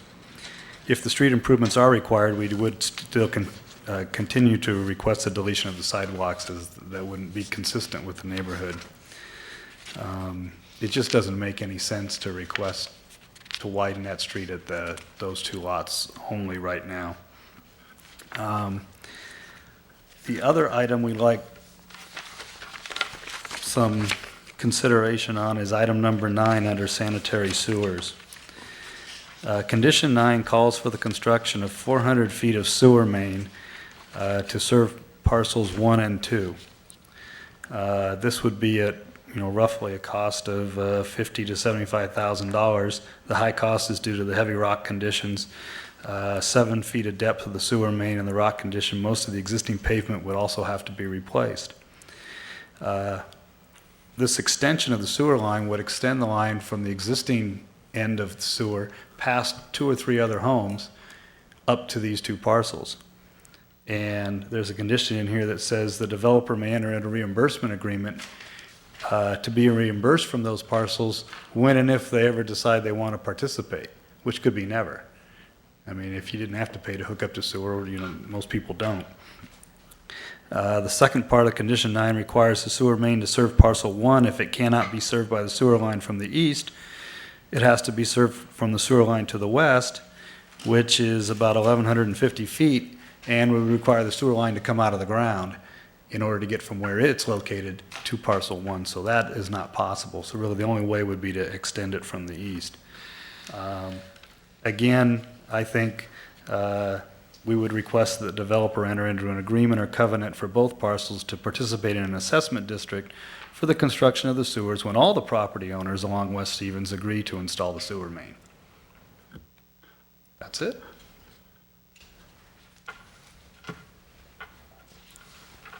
Is there anybody else who wishes to speak to this matter? Seeing none, we'll close the public hearing. Back to the commissioners.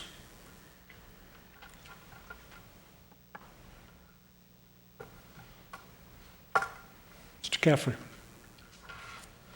Doug, this might be something for a work group or study session at some point. It seems like we're always addressing the sidewalk issue in certain areas of Palm Springs, and obviously engineering needs something more than a clue to not put that condition in. They need something in writing, so we might think about discussing which neighborhoods don't need sidewalks in the future. The current general plan does have a provision about, existing street improvements and not requiring full street improvements if it can be determined for public health, safety, and other purposes. What we've traditionally done is required the covenant for that type of improvement. At this point, I think with regards to the street improvements, the engineering section's position is that with a subdivision map, we should not be waiving or deferring by covenant on undeveloped parcels, that we would do an improvement certificate or note on the parcel. At the time, the builder came in to build a lot on the vacant parcel. At that point, we're dealing with a building permit issue, not a subdivision. And at that point, a covenant would then be an available remedy that we would handle. The commission would look at the hillside house. You'd have an applicant up here saying, could you defer by covenant? And I think the engineering conditions, in all likelihood, at that time would say defer by covenant.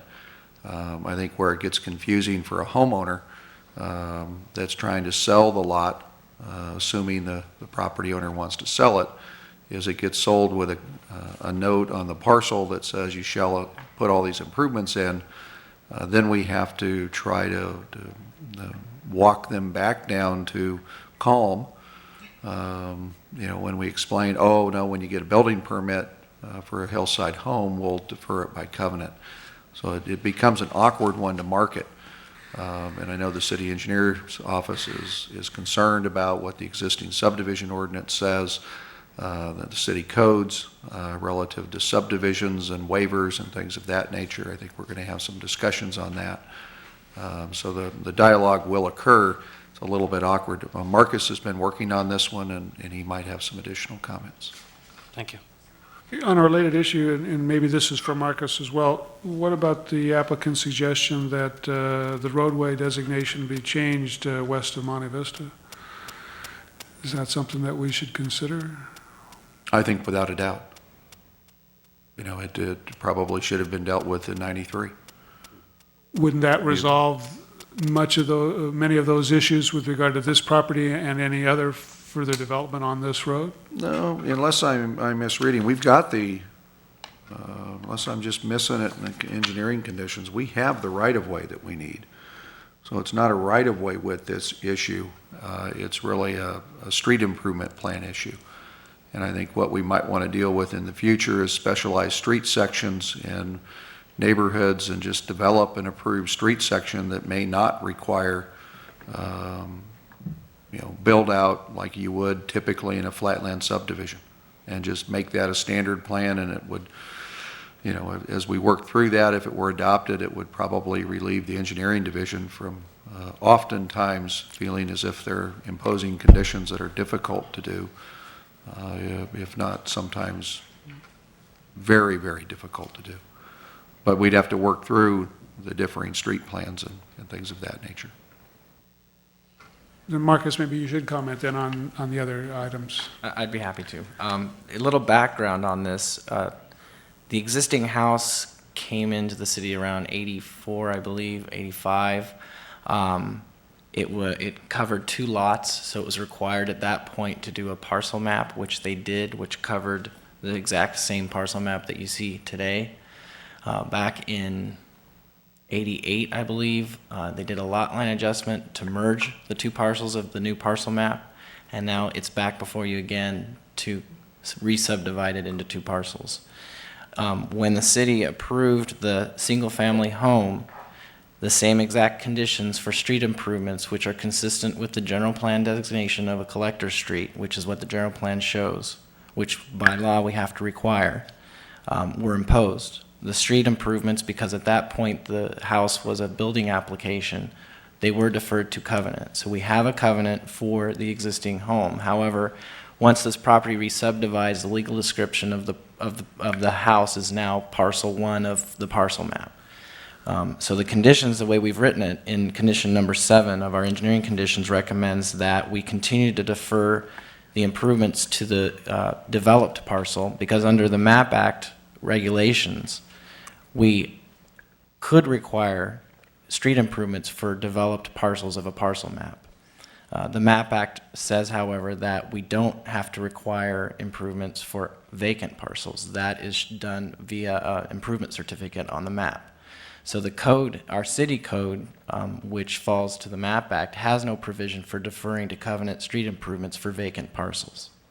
The MAP Act governs there, and it requires an improvement certificate. So the way that our conditions are written, it says that we should basically redo a covenant for the vacant, or for the developed parcel to reflect the new legal description, and then in conformance with the MAP Act, defer the improvements to a certificate on the map, which basically defers it to when that property is developed. And as Mr. Evans said, that would be another building permit application, which opens it up to the ability to defer it by covenant.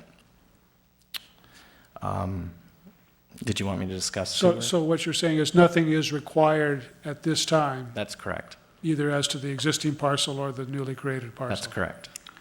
May I ask a question? Yeah, sure. Mr. Schoenberger. Well, just so I understand, I mean, when does the rubber finally meet the road in terms of whether or not they've got to put sidewalks and gutters in along the street? Realistically, that would only happen if the city determined that it wanted to exercise the different covenants that it might have in that area and form an assessment district and fully improve these streets.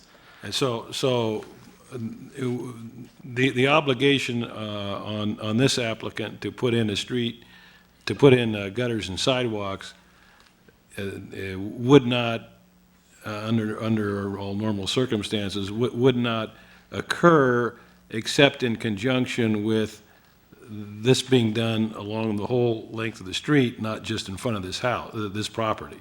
In this case, that's Okay. correct. All right, then I think that's fine. Thanks.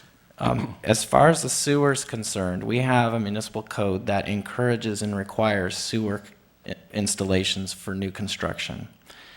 When the house was built, the sewer was deferred to covenant on the basis that the sewer plant had no capacity for service. This was back in '84 when the city was going through all of its sewer line extensions and sewering all of the city. With maps, we have consistently required that the lots in those maps be provided with sewer service. So it's our determination that we need to exercise and be in compliance with our municipal code and require that this map, we're not dealing with, a single-family home application, we're dealing with a subdivision map, be provided with sewer service. And there's an ability for the developer to recover his costs through a reimbursement agreement, which is done often. According to the plan I have, it's about 250 feet from the end of the existing main. I'm not sure if some of this plan which shows the sewer main existing isn't existing, because I know he indicated 400 feet. But we're attempting to be consistent with the municipal code in getting vacant parcels and developed parcels hooked up to the city's sewer system. And on the basis that the existing covenant for the house that's there was deferred on the basis of lack of capacity, we feel that that covenant could be exercised at this point.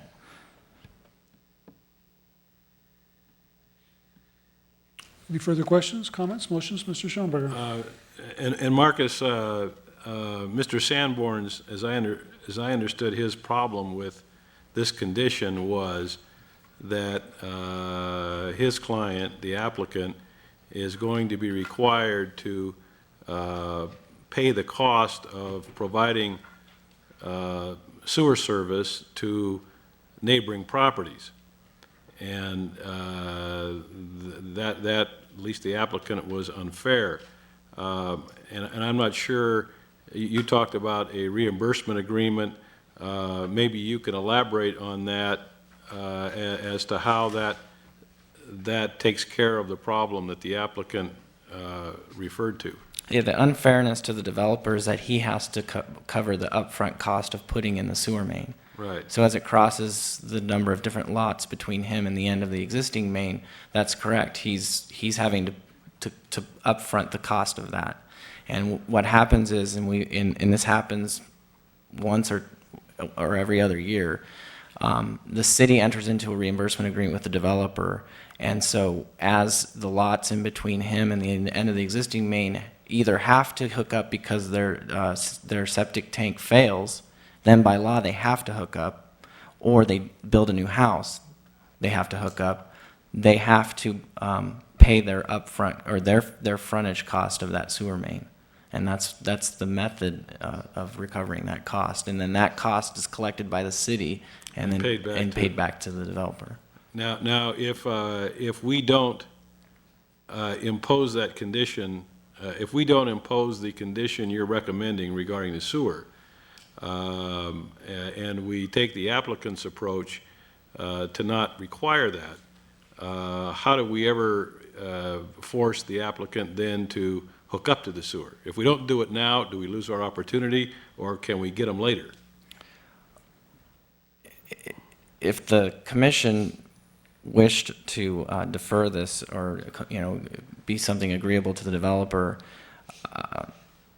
again, I don't know how consistent this is with the municipal code, but it could be deferred to covenant for the existing home to reflect the revised legal description, like the street improvements. And again, with the vacant parcel, it would have to be reflected on an improvement certificate. And then again, when that vacant parcel develops, we'd have to deal with it at that time with that other application.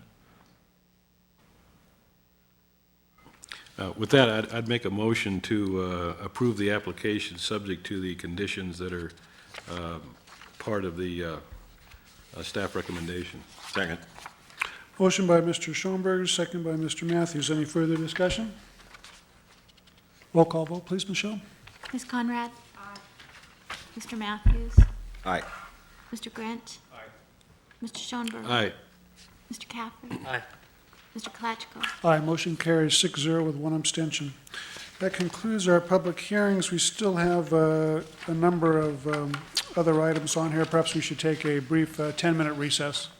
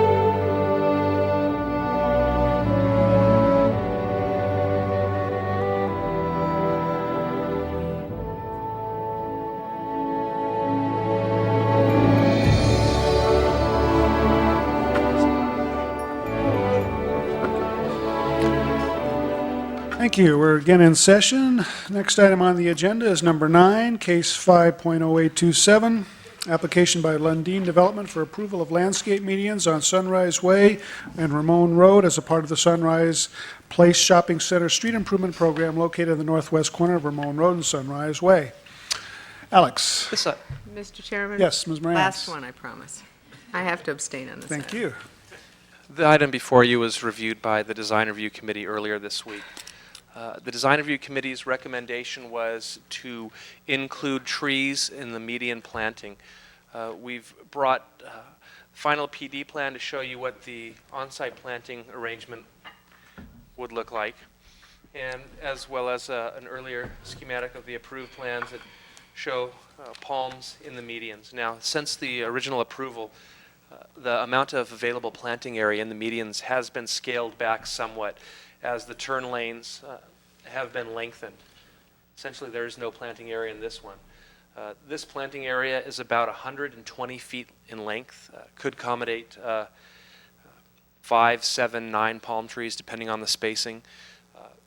Design Review did not want to specifically call out the number or placement. They wanted to leave that to the creativity of the landscape planner. So our recommendation is just to restore trees to the plan in compliance with the approved landscape palette and leave it at that. Let the landscape designer do their best work. This concludes staff's presentation.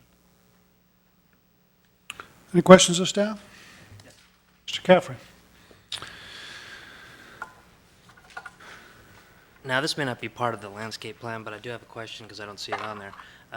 When we approved it originally, we were talking about moving some of the existing porte cochere structure down this main drive, and I don't see it there.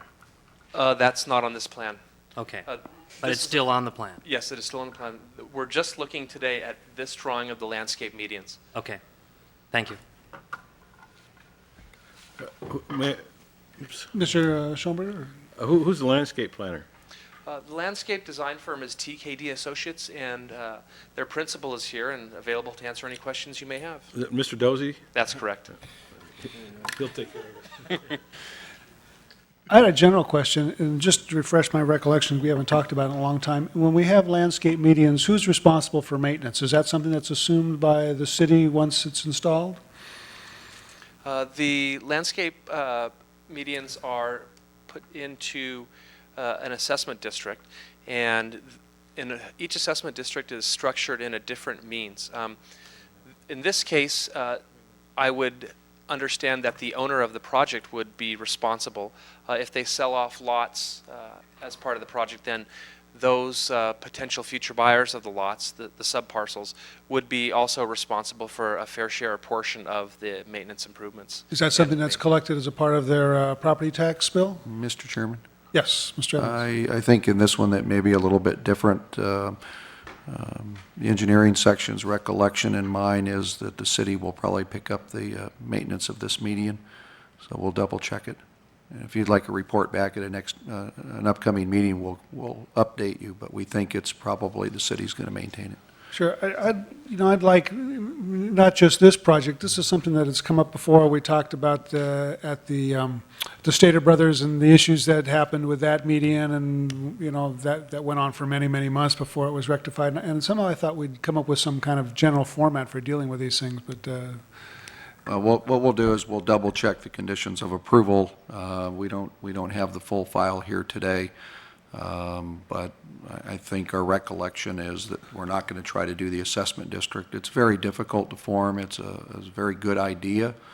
The problem is when you get into the spreads and you get into forming an assessment district, you would have to pull in the city, the owner of the park would have to pay a percentage, the condo owners across the street, and to form that district with all the protest opportunities becomes very difficult.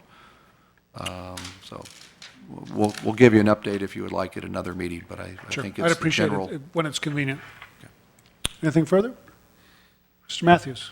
Mr. Chairman, I'll move approval of case 5.0827, the landscape plan.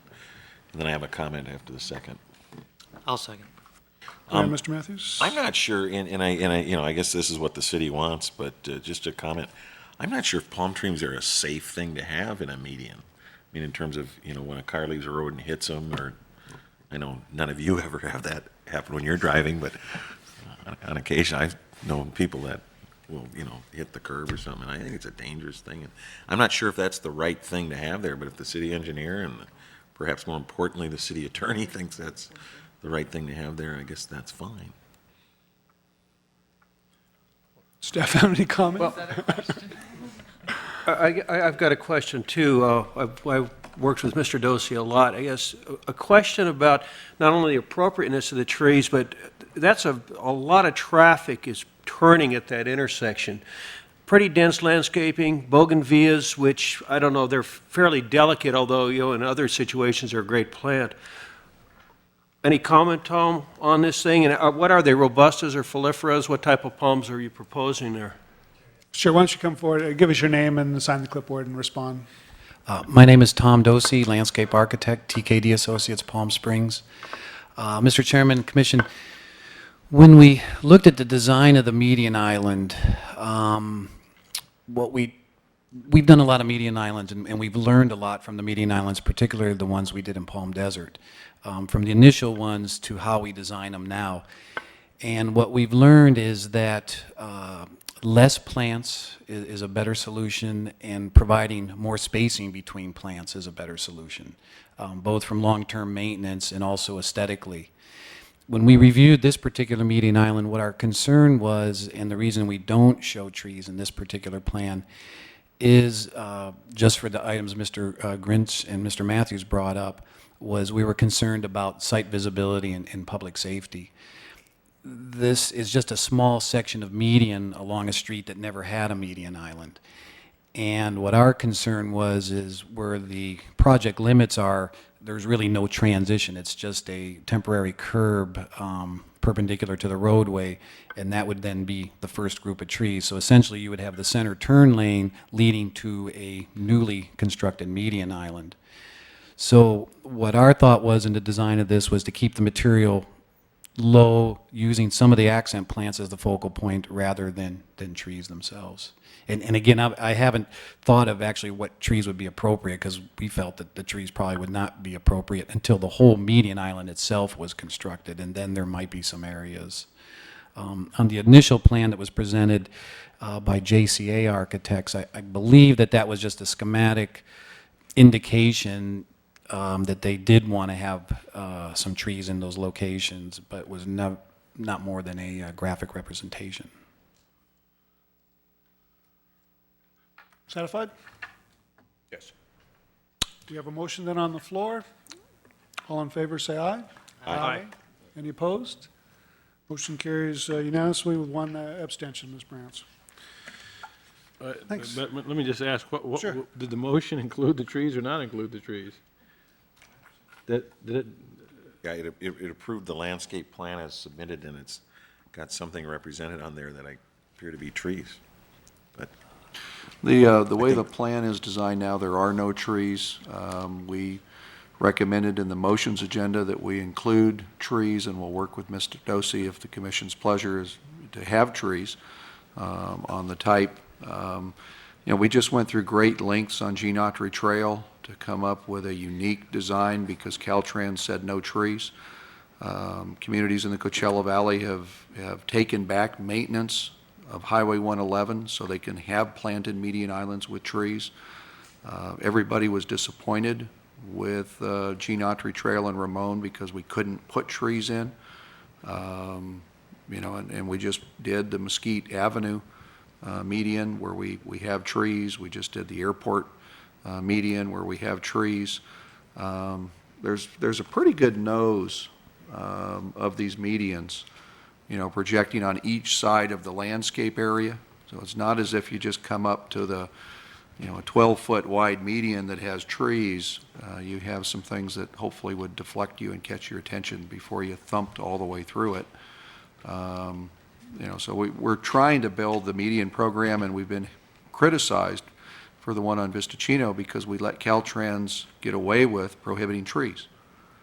So Well, I guess then the motion then allows for trees, and staff will work with Mr. Dozy, mindful of some of the concerns that the commission has expressed. Is that how we're leaving it?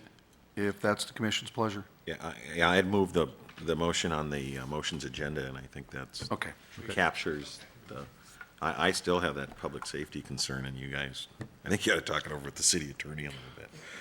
Someone's Staff gonna hit a comfortable? tree and. Well, we've been through extensive negotiations on trees and medians with the city Okay. attorney on Mesquite.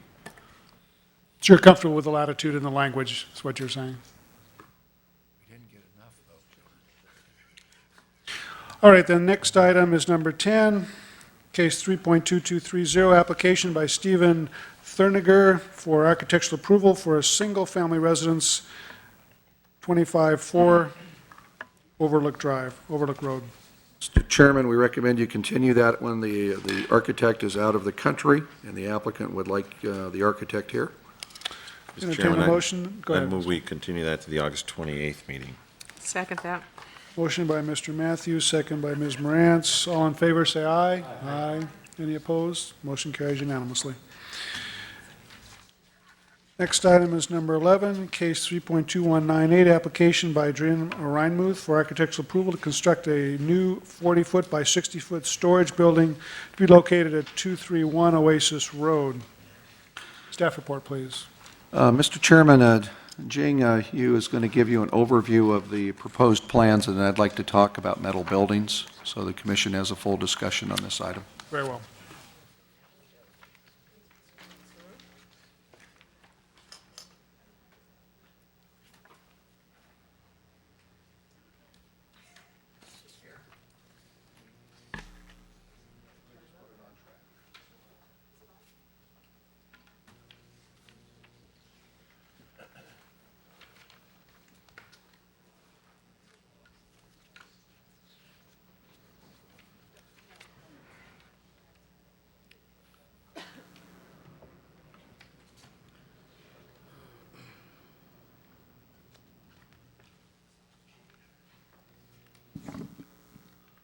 Thank you. This is an application by Jim Reinmuth for a 40 by 60 storage building located at 231 Oasis Road. The subject property is located west of Indian Canyon Drive on the south side of Oasis. Just to give you a quick overview of what happened with this project, it originally went to design review on May the 6th. At that time, design review recommended against staff's recommendations that the metal building would be okay at the time, and the recommendations at that particular meeting were, as you see in the north elevation, for the front of the building, basically wrought iron at the front, and to move the wall back and have that decorative block wall really sort of, look like the face of the building. It was supposed to be decorative masonry instead of brick veneer, which is what the applicant originally proposed. At that meeting, again, as that metal building was approved by design review. This went back to design review on August the 12th, this past Monday.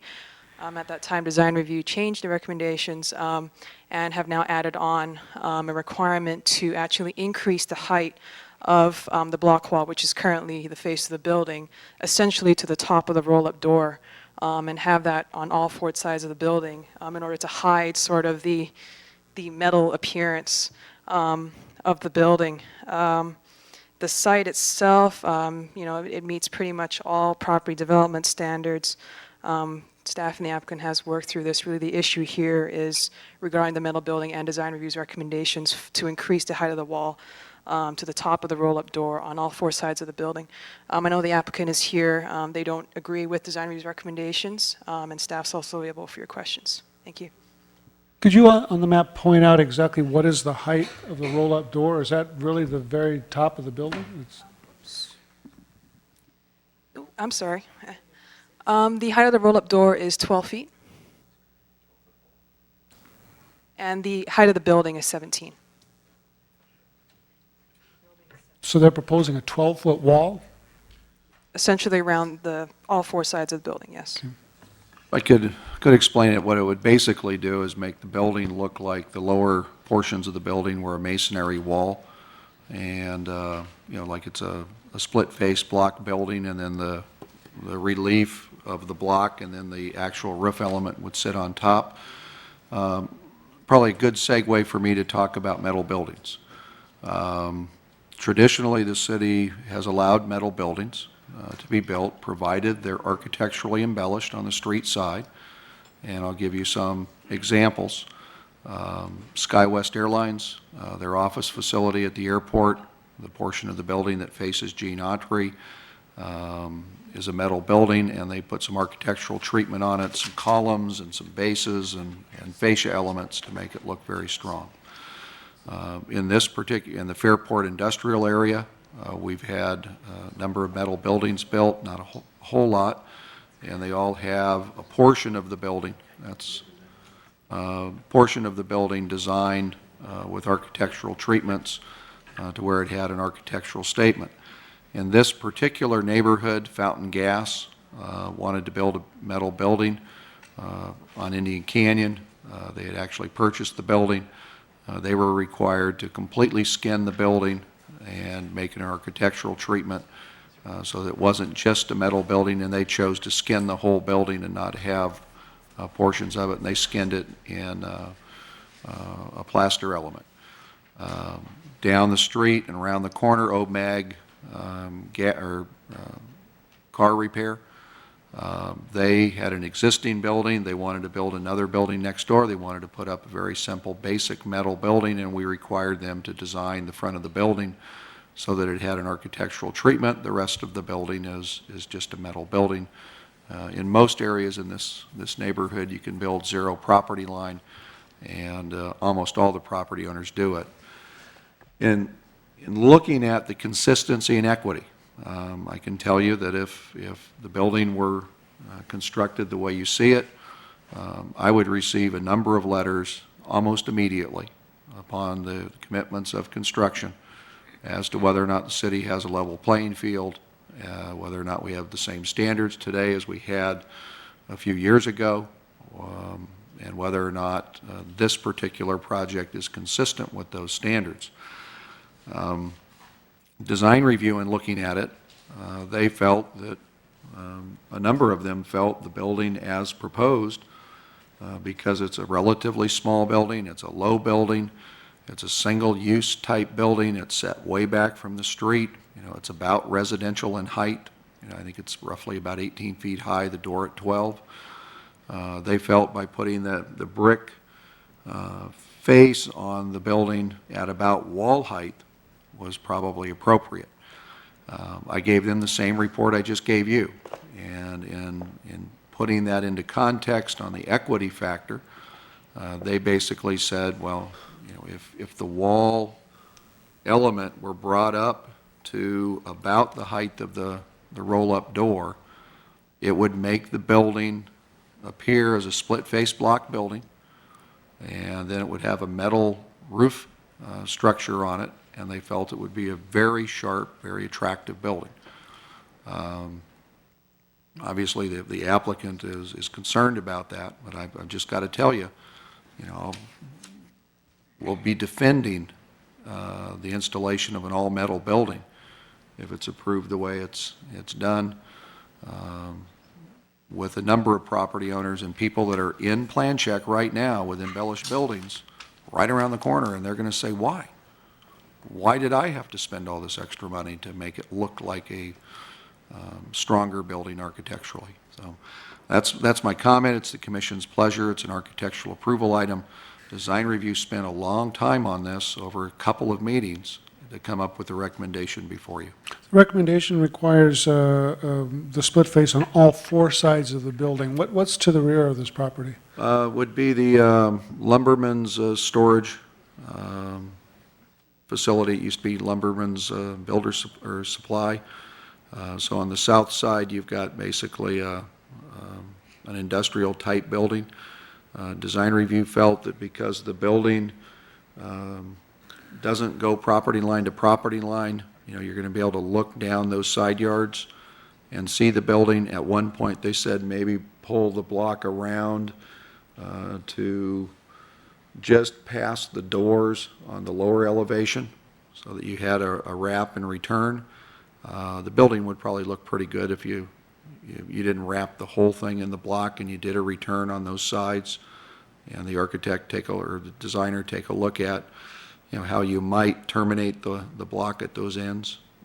They were very close to making that recommendation, and at the end of the day, they felt that wrapping the whole building would probably make it a bit stronger building. Thank you. Ms. Reinmuth, you're in the audience. Would you like to address us and give us your thoughts?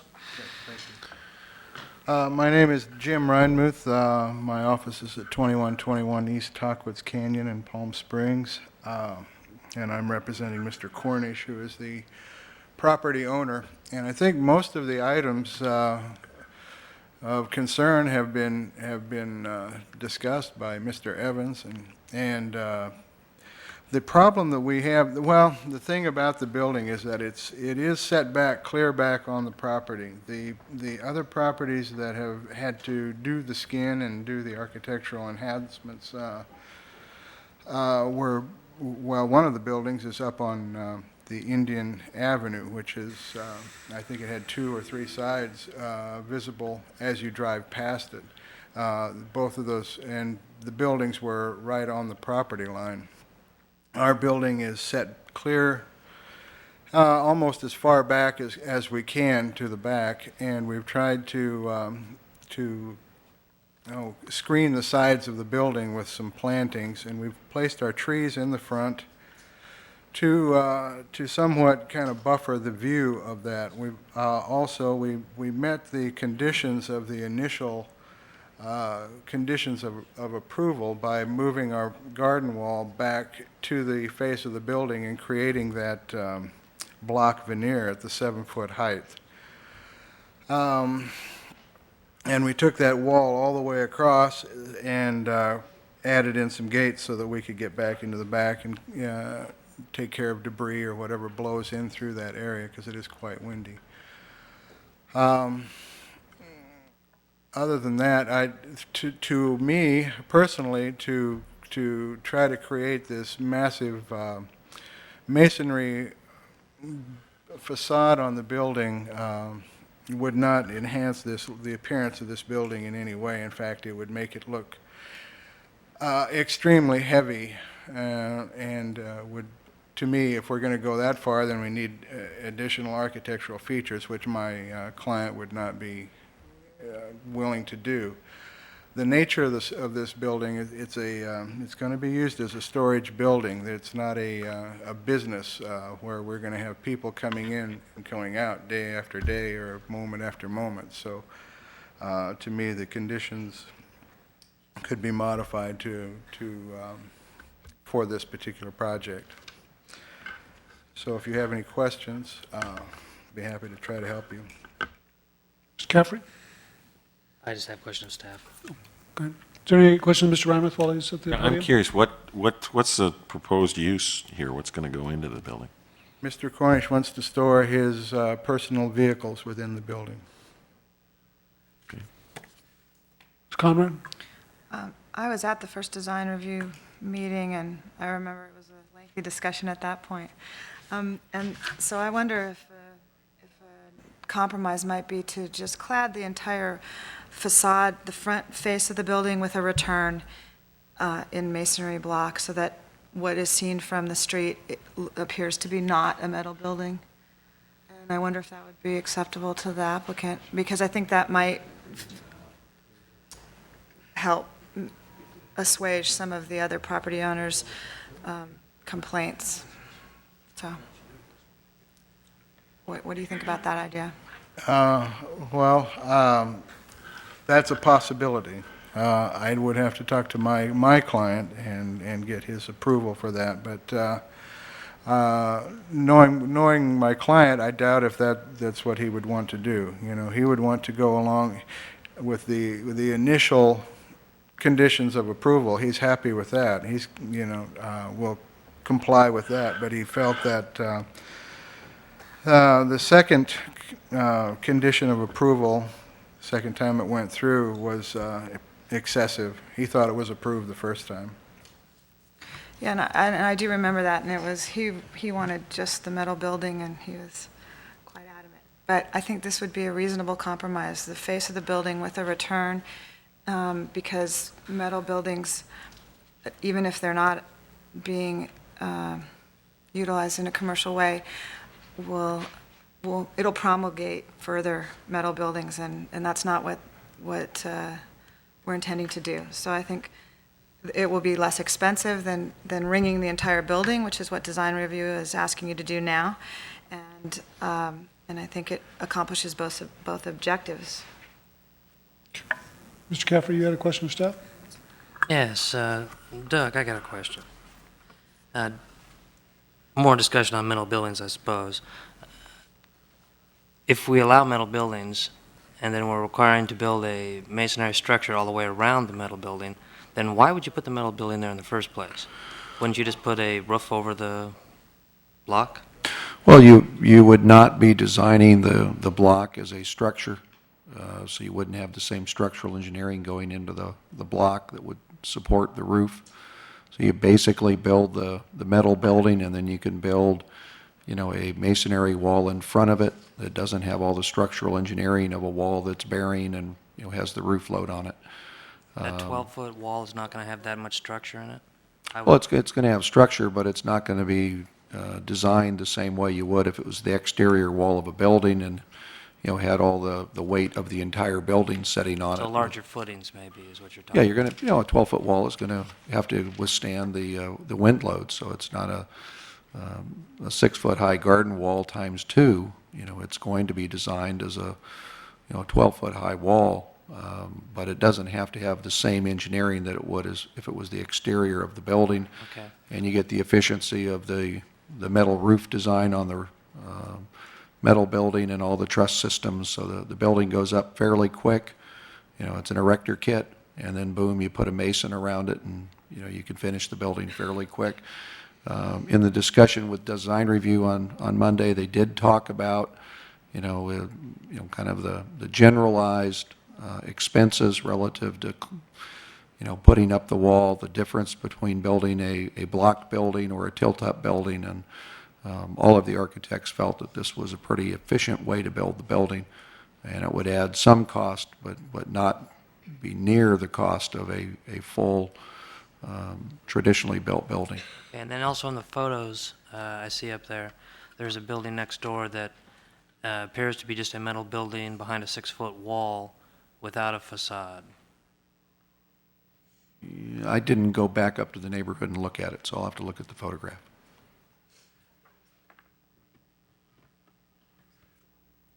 Is it the building next to the white van? It's a yellow building, yeah. Is that the one that's gone? There's been a demolition in the neighborhood. Yes, that one there. Is it metal?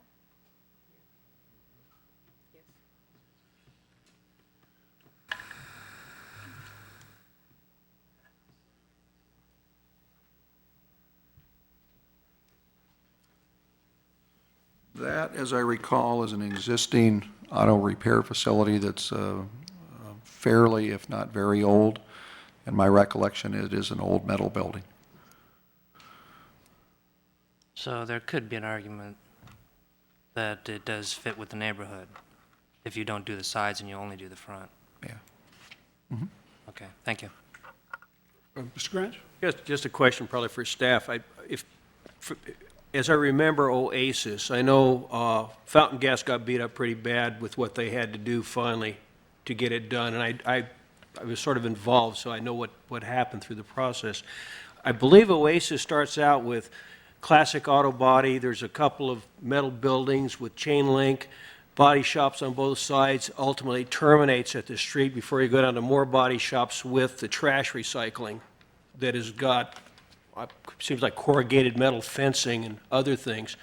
So is that the condition, the normal condition as you drive down the street? Because I don't remember, I was down the street last week, anything that was what I would call an improved building to the extent, let's say, that Fountain Gas is. It's pretty much a whole street full of metal buildings and body shops and old warehouses. Well, just to the east of this property, you've got a fairly new building on the corner, even though it hasn't been maintained very well. It's, I believe, an all-masonry building. property directly across from this property to the west is the church, a very, very old building. And then to the right of that is, I don't recall the business name, I think it's Classic Autos, and they did a building renovation, and they did some upgrading of it, but again, probably a very, very old building to start with. And then, you go around the corner, and OMAG, is getting ready to build an addition, and they were asked to upgrade it. Arcaro, did a nice upgraded building. There's another building around the corner that's an all-masonry building that's relatively new. So if you take a look at what the current trend is, and I would say pretty much for the last probably 10 or 15 years, it's been if you're going to do a metal building, you have to upgrade the facade. Okay, what about other options? Talking about laid-up masonry versus stucco, what about metal details? A lot of the commercial buildings that are out there, metal commercial buildings, use a metal facade that, it has design features and other things to it. Was that even considered or discussed? The applicant came in with a standard metal building with no embellishments. Okay. Design review at first blush said, put the 6-foot garden wall as a facade on the building up 6 feet, give it kind of a wainscoting type look with a masonry wall. Second time around they said, well, if we're asking other people to upgrade, we probably need to do a little bit more, and they felt that it would be a very smart looking, simple building with a split face block finish, on the front and wrapping around, and like I said, encasing the entire building kind of came up at the last part of the discussion. And I think, Commissioner Conrad's thought of wrapping it around, maybe just eyeballing it, maybe 20 to 30% of the building frontage on the east and west sides, so that when you look at it, it wraps around and then there's a transition. That you'd end up with a smart, simple building. If they wanted to come back in with stucco, with metal applique, a different design, they could certainly do it. What design review was trying to do was work with what they were proposing, and not have to have a major redesign and resubmittal. They were trying to do this with conditions, take them right to a building permit stage as opposed to a restudy. Okay. If I can just clarify, because I remember the discussion, the applicant had proposed a block wall around the site. And so we just said, since you're going to spend that money anyway, just put it on the front of the building and embellish the building and just have a wrought iron fence. And that way we were only spending money that he was already proposing to spend. And I think it's a decent compromise, and I would make it as a motion. Please go forward. I move case number 3.2198 with the following amendments to design reviews conditions. That I agree that there should be no painting at the rear of the building, no stripe, I think that means to say. Wrought iron fence at the front with the proposed entry gate, that there will be no brick veneer, and that the split face colored block be appended only to the facade of the building with a return acceptable to the planning director on the sides, and not have to ring the entire building. Is there a second? I'll second. Motion by Ms. Conrad, second by Ms. Grinch. If there's anything further, all in favor say aye. Aye. Any opposed? Motion carries unanimously. Thank you, Mr. Imeth. We hope this is acceptable to your owner. Next item is number 12, case 5.0908, application by Architectural Properties for final plan development district for property located at 772 Prescott Drive. Alex?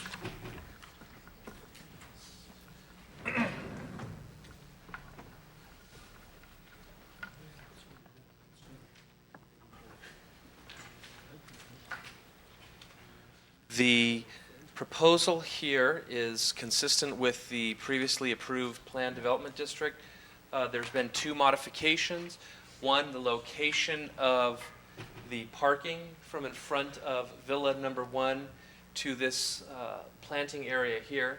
This will provide additional landscaping in the front yard, takes the cars out of the public right-of-way by relocating them here. The other item is a change in the garage doors. Jing was correct in her assertion that she thinks that a couple of the plans fell off. They did fall back into the pocket doors. With that, we'll conclude our presentation. We'll ask for your approval this afternoon.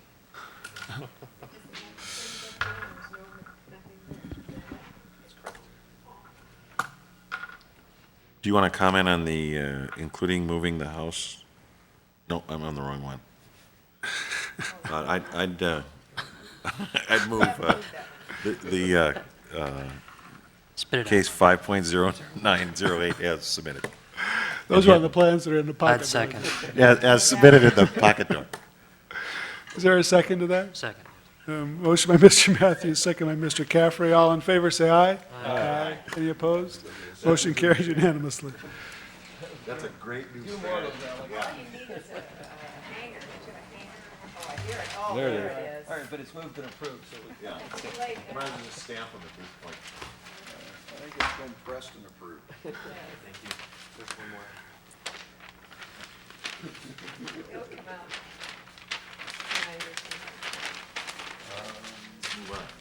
Let's move on. Number 13, case 32239, application by Larry Lapham for architectural approval for single-family residence located at 259 Crestview Drive.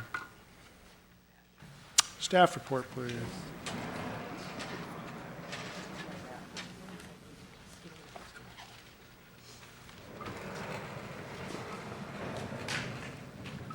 Presentation will be by Gabriel Diaz. Mr. Diaz. How you doing? Okay, this address is 259 Crestview Drive, and it's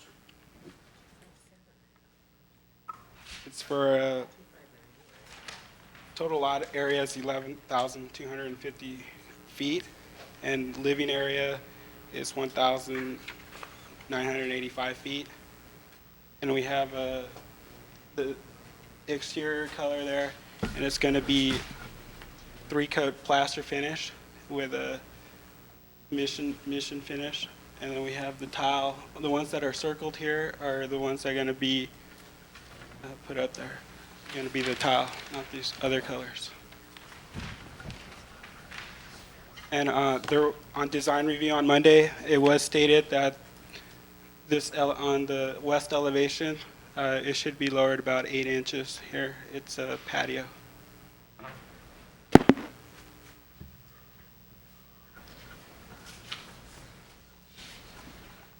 Is that modification contained in the proposed conditions of approval? No, it's not.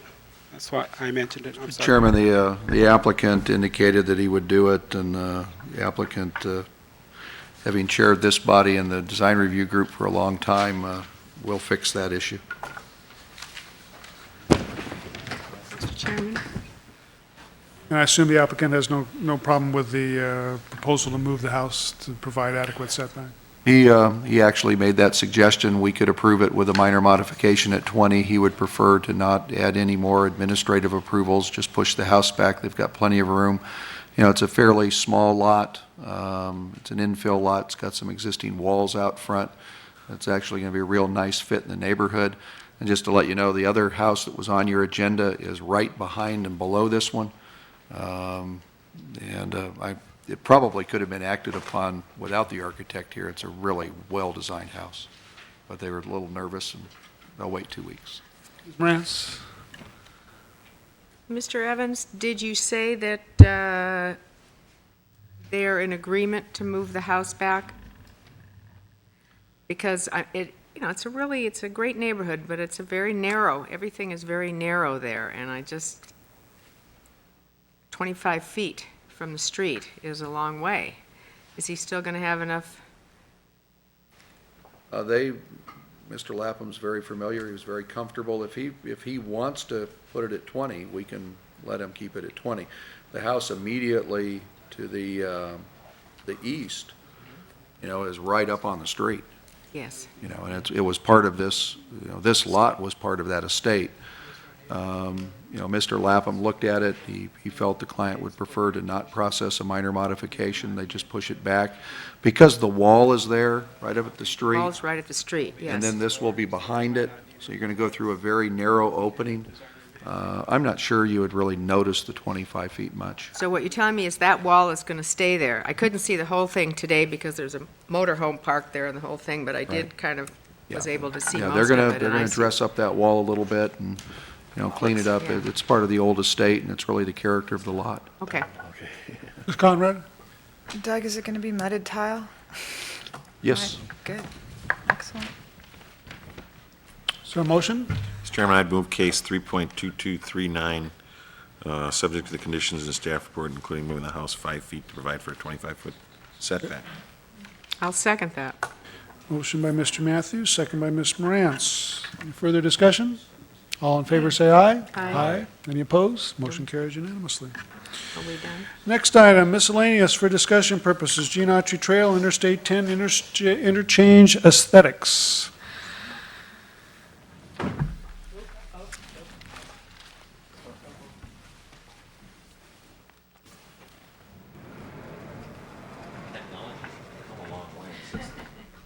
We're almost as good as Rancho Mirage.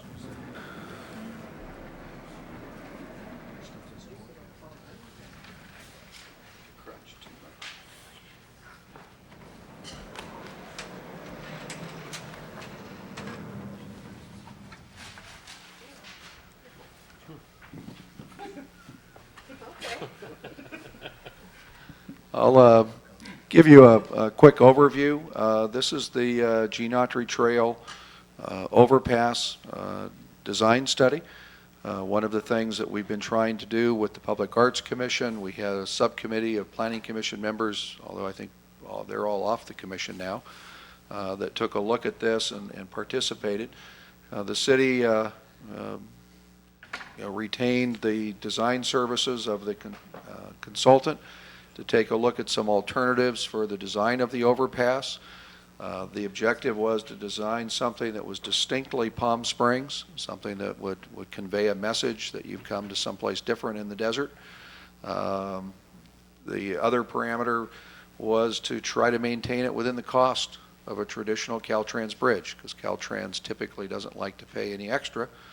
They'll give you the basics, and then you can embellish it as much as you wish, provided they still approve it. The design team took a look at several different options, and I'll just go through them fairly quickly. One of the options was to come in and try to create a sculptured mountain element as part of the abutments, and then create some type of a structure that goes across. From staff's perspective, to do that right would be very challenging and probably a difficult task to actually execute at the scale that this actually is. This is, obviously a big freeway, so that's a lot bigger than it looks on that drawing.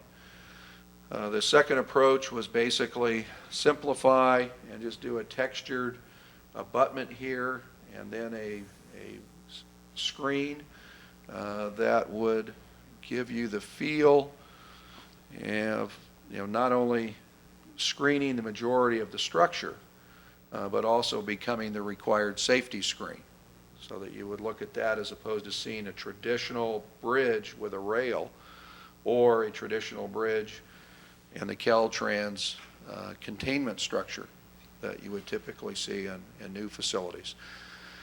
This is a hybrid and probably close to one that was sketched up during one of the subcommittee meetings, and basically coming in with a raked or scored concrete finish, very similar to Desert Museum.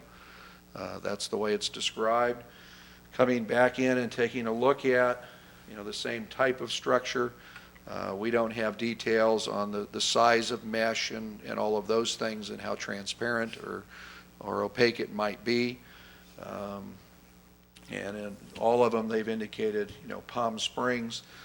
It's probably doubtful Caltrans will allow a city statement because you'd have to then put Desert Hot Springs, Palm Springs, somebody would argue Yucca Valley, things of that nature. But we might be able to do some type of a design statement in here that might graphically illustrate an image of Palm Springs. It's a large enough structure to probably do that either as part of the project or as a public art project later on. It would be a great canvas to be able to embellish, if you couldn't do it in the initial. That's a quick overview. We're still working with the design team on what type of landscaping we might be able to get and what the ground features might be. At this point, we've not taken this through design review. It's coming together fairly quickly. What we would like to do is get the input from the Planning Commission if we're going in the right direction. If you have a preference of one of them, and give us a concept approval. If you'd like us to look in a different way, we probably would need a reappointment of a subcommittee to sit back down with the Public Arts Commission and take a look at what we might do. That completes, I think, an overview. The city engineer, Dave Barakian, had to leave this afternoon. He's been working on this for quite some time. And Diane Morgan is in the audience from a public arts perspective. Diane, do you have anything to add?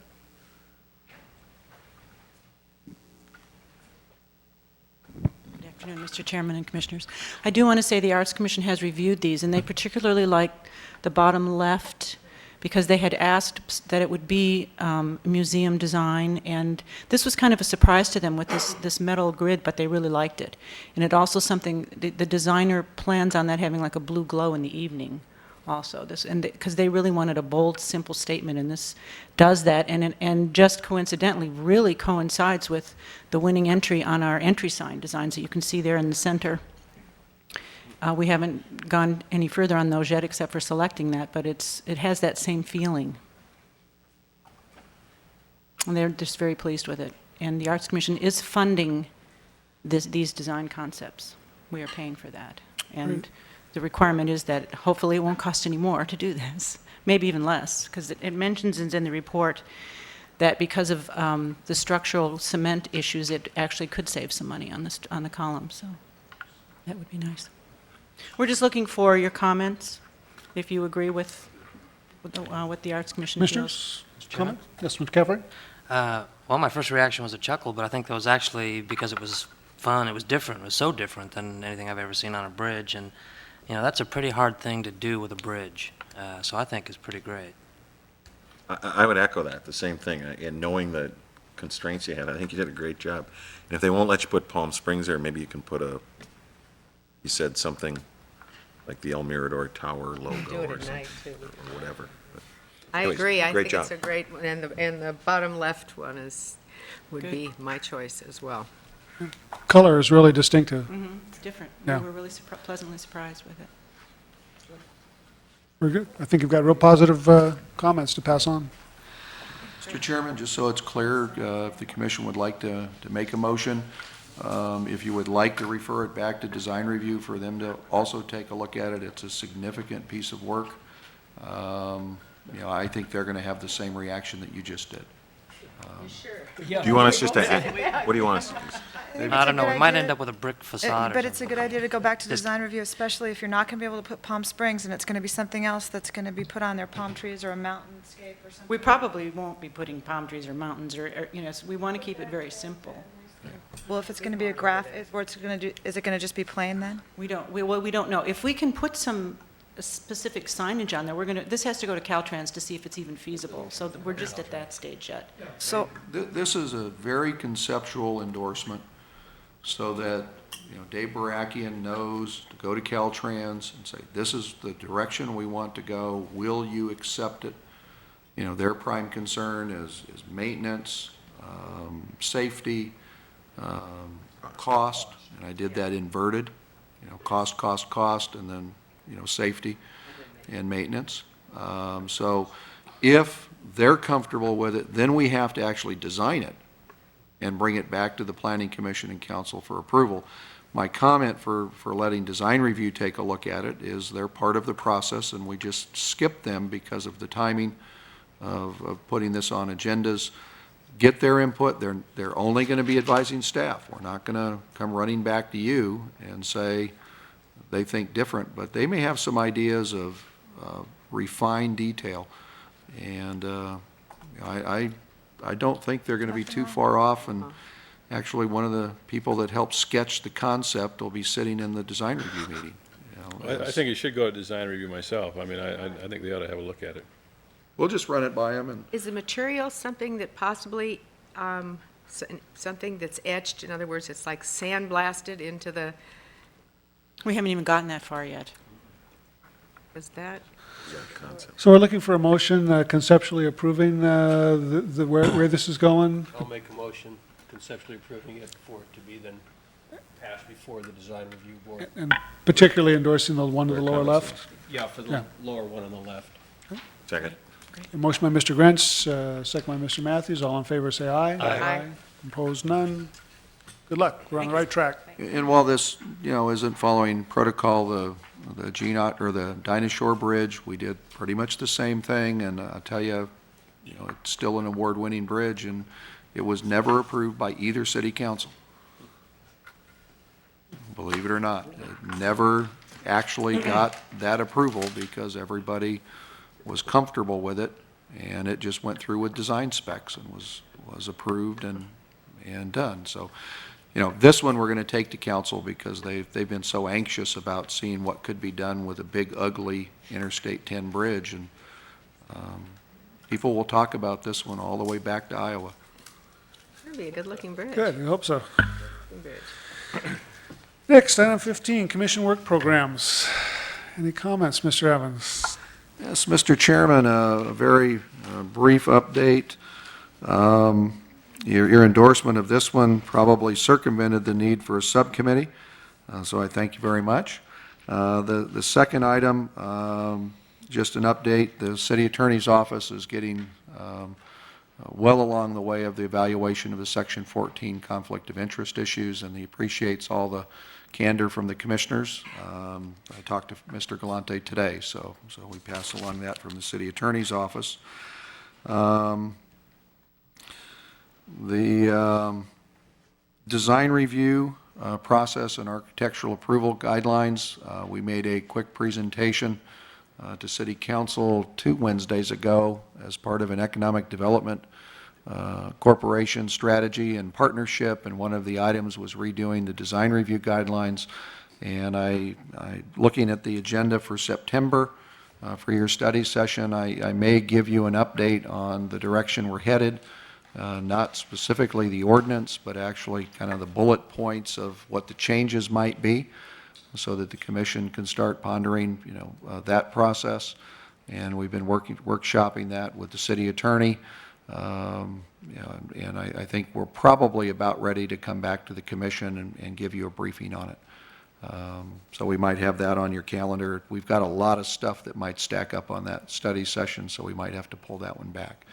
But that completes the commission work program and update. On the issue of design review, did we finally work out assignments for the next few months? That's something that was unresolved. I'm still doing April. We've got September covered, but we don't have any of the other months, so we can either... Who's got September? All right. I'd like to opt for April. Serious, serious. So I always work on Monday, and I don't have anyone to cover for me on Monday, but that Good. month I do, so. Okay. So you've got April. We need October, November, December, January, February, March. I'll take March. We'll go backwards. Mr. Grant, have you ever been to an February's a short architectural? month. I'll take February, there's only 28 days. Take December, all the meetings will be canceled. Okay, she's taking December. Girl. So what's left, November? Okay, I'll take November. And we need January. Well, I'd rather do January then. I'll do January, how's that? Somebody else needs to do November. Well, who got left? Because I just did July. It's October. I don't want to do 2 months It's in a row. October. You've never been on, everybody else has served months and months, so.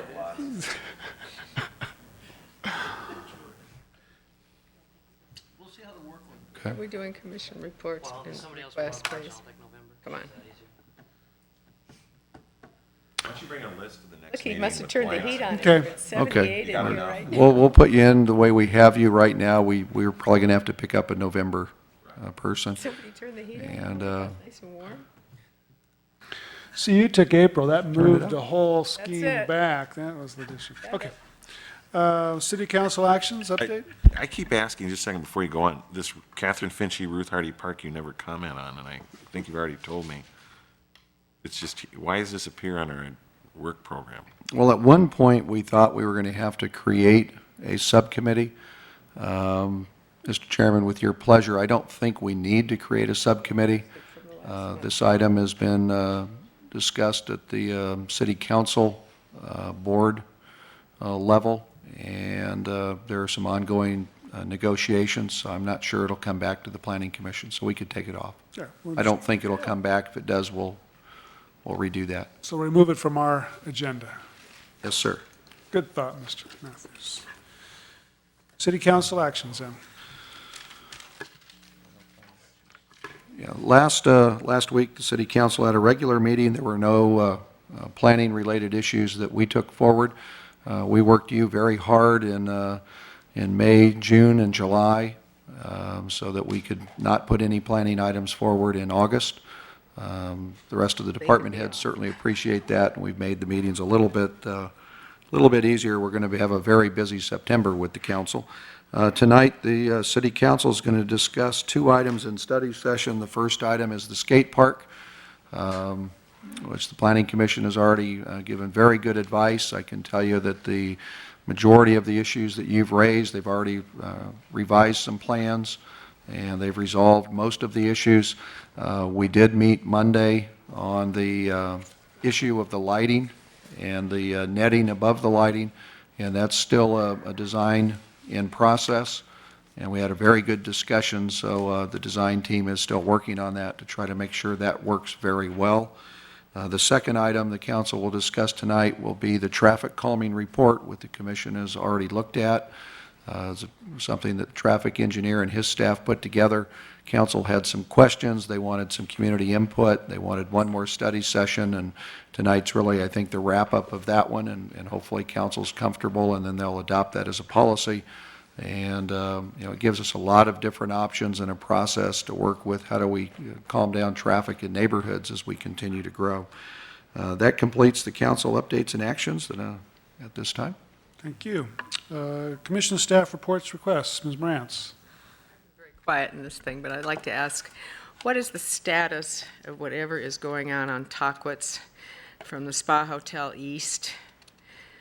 Even the signs on the palm trees say that you can park there now because they're supposed to be done by the 30th of July. And I happen to go to a Kiwanis meeting every Tuesday, and I cross that street, and they've got no water. The PM10 issue is just, forget it, it's just non-existent, and it's been going on for a long time. They're trying to wrap it up. I don't have a current update I on mean, that. it is bad. We'll pass along the concern to the Thank city you. engineer. Thank you. Mr. Grinch. Doug, what about the change of the turnout from, to Alejo? I forgot the name of the other street. When's that going to start? They had bid openings yesterday. I don't know the result. So council will award contract if the bids came in as expected. I haven't looked at the tentative agenda for the next meeting, but I would suspect they've slated that for the next meeting, so they would fire it up. The idea is that will be done by parade season. I think that's pretty firm directive from the council and mayor's office. Doug, the overpass reminded me, I've had a lot of inquiries. What's the status of the pedestrian bridge on North Indian? No, that project's moving along. Is the bridge still a part of it? Well, it's partially constructed. You just can't see it. Hello?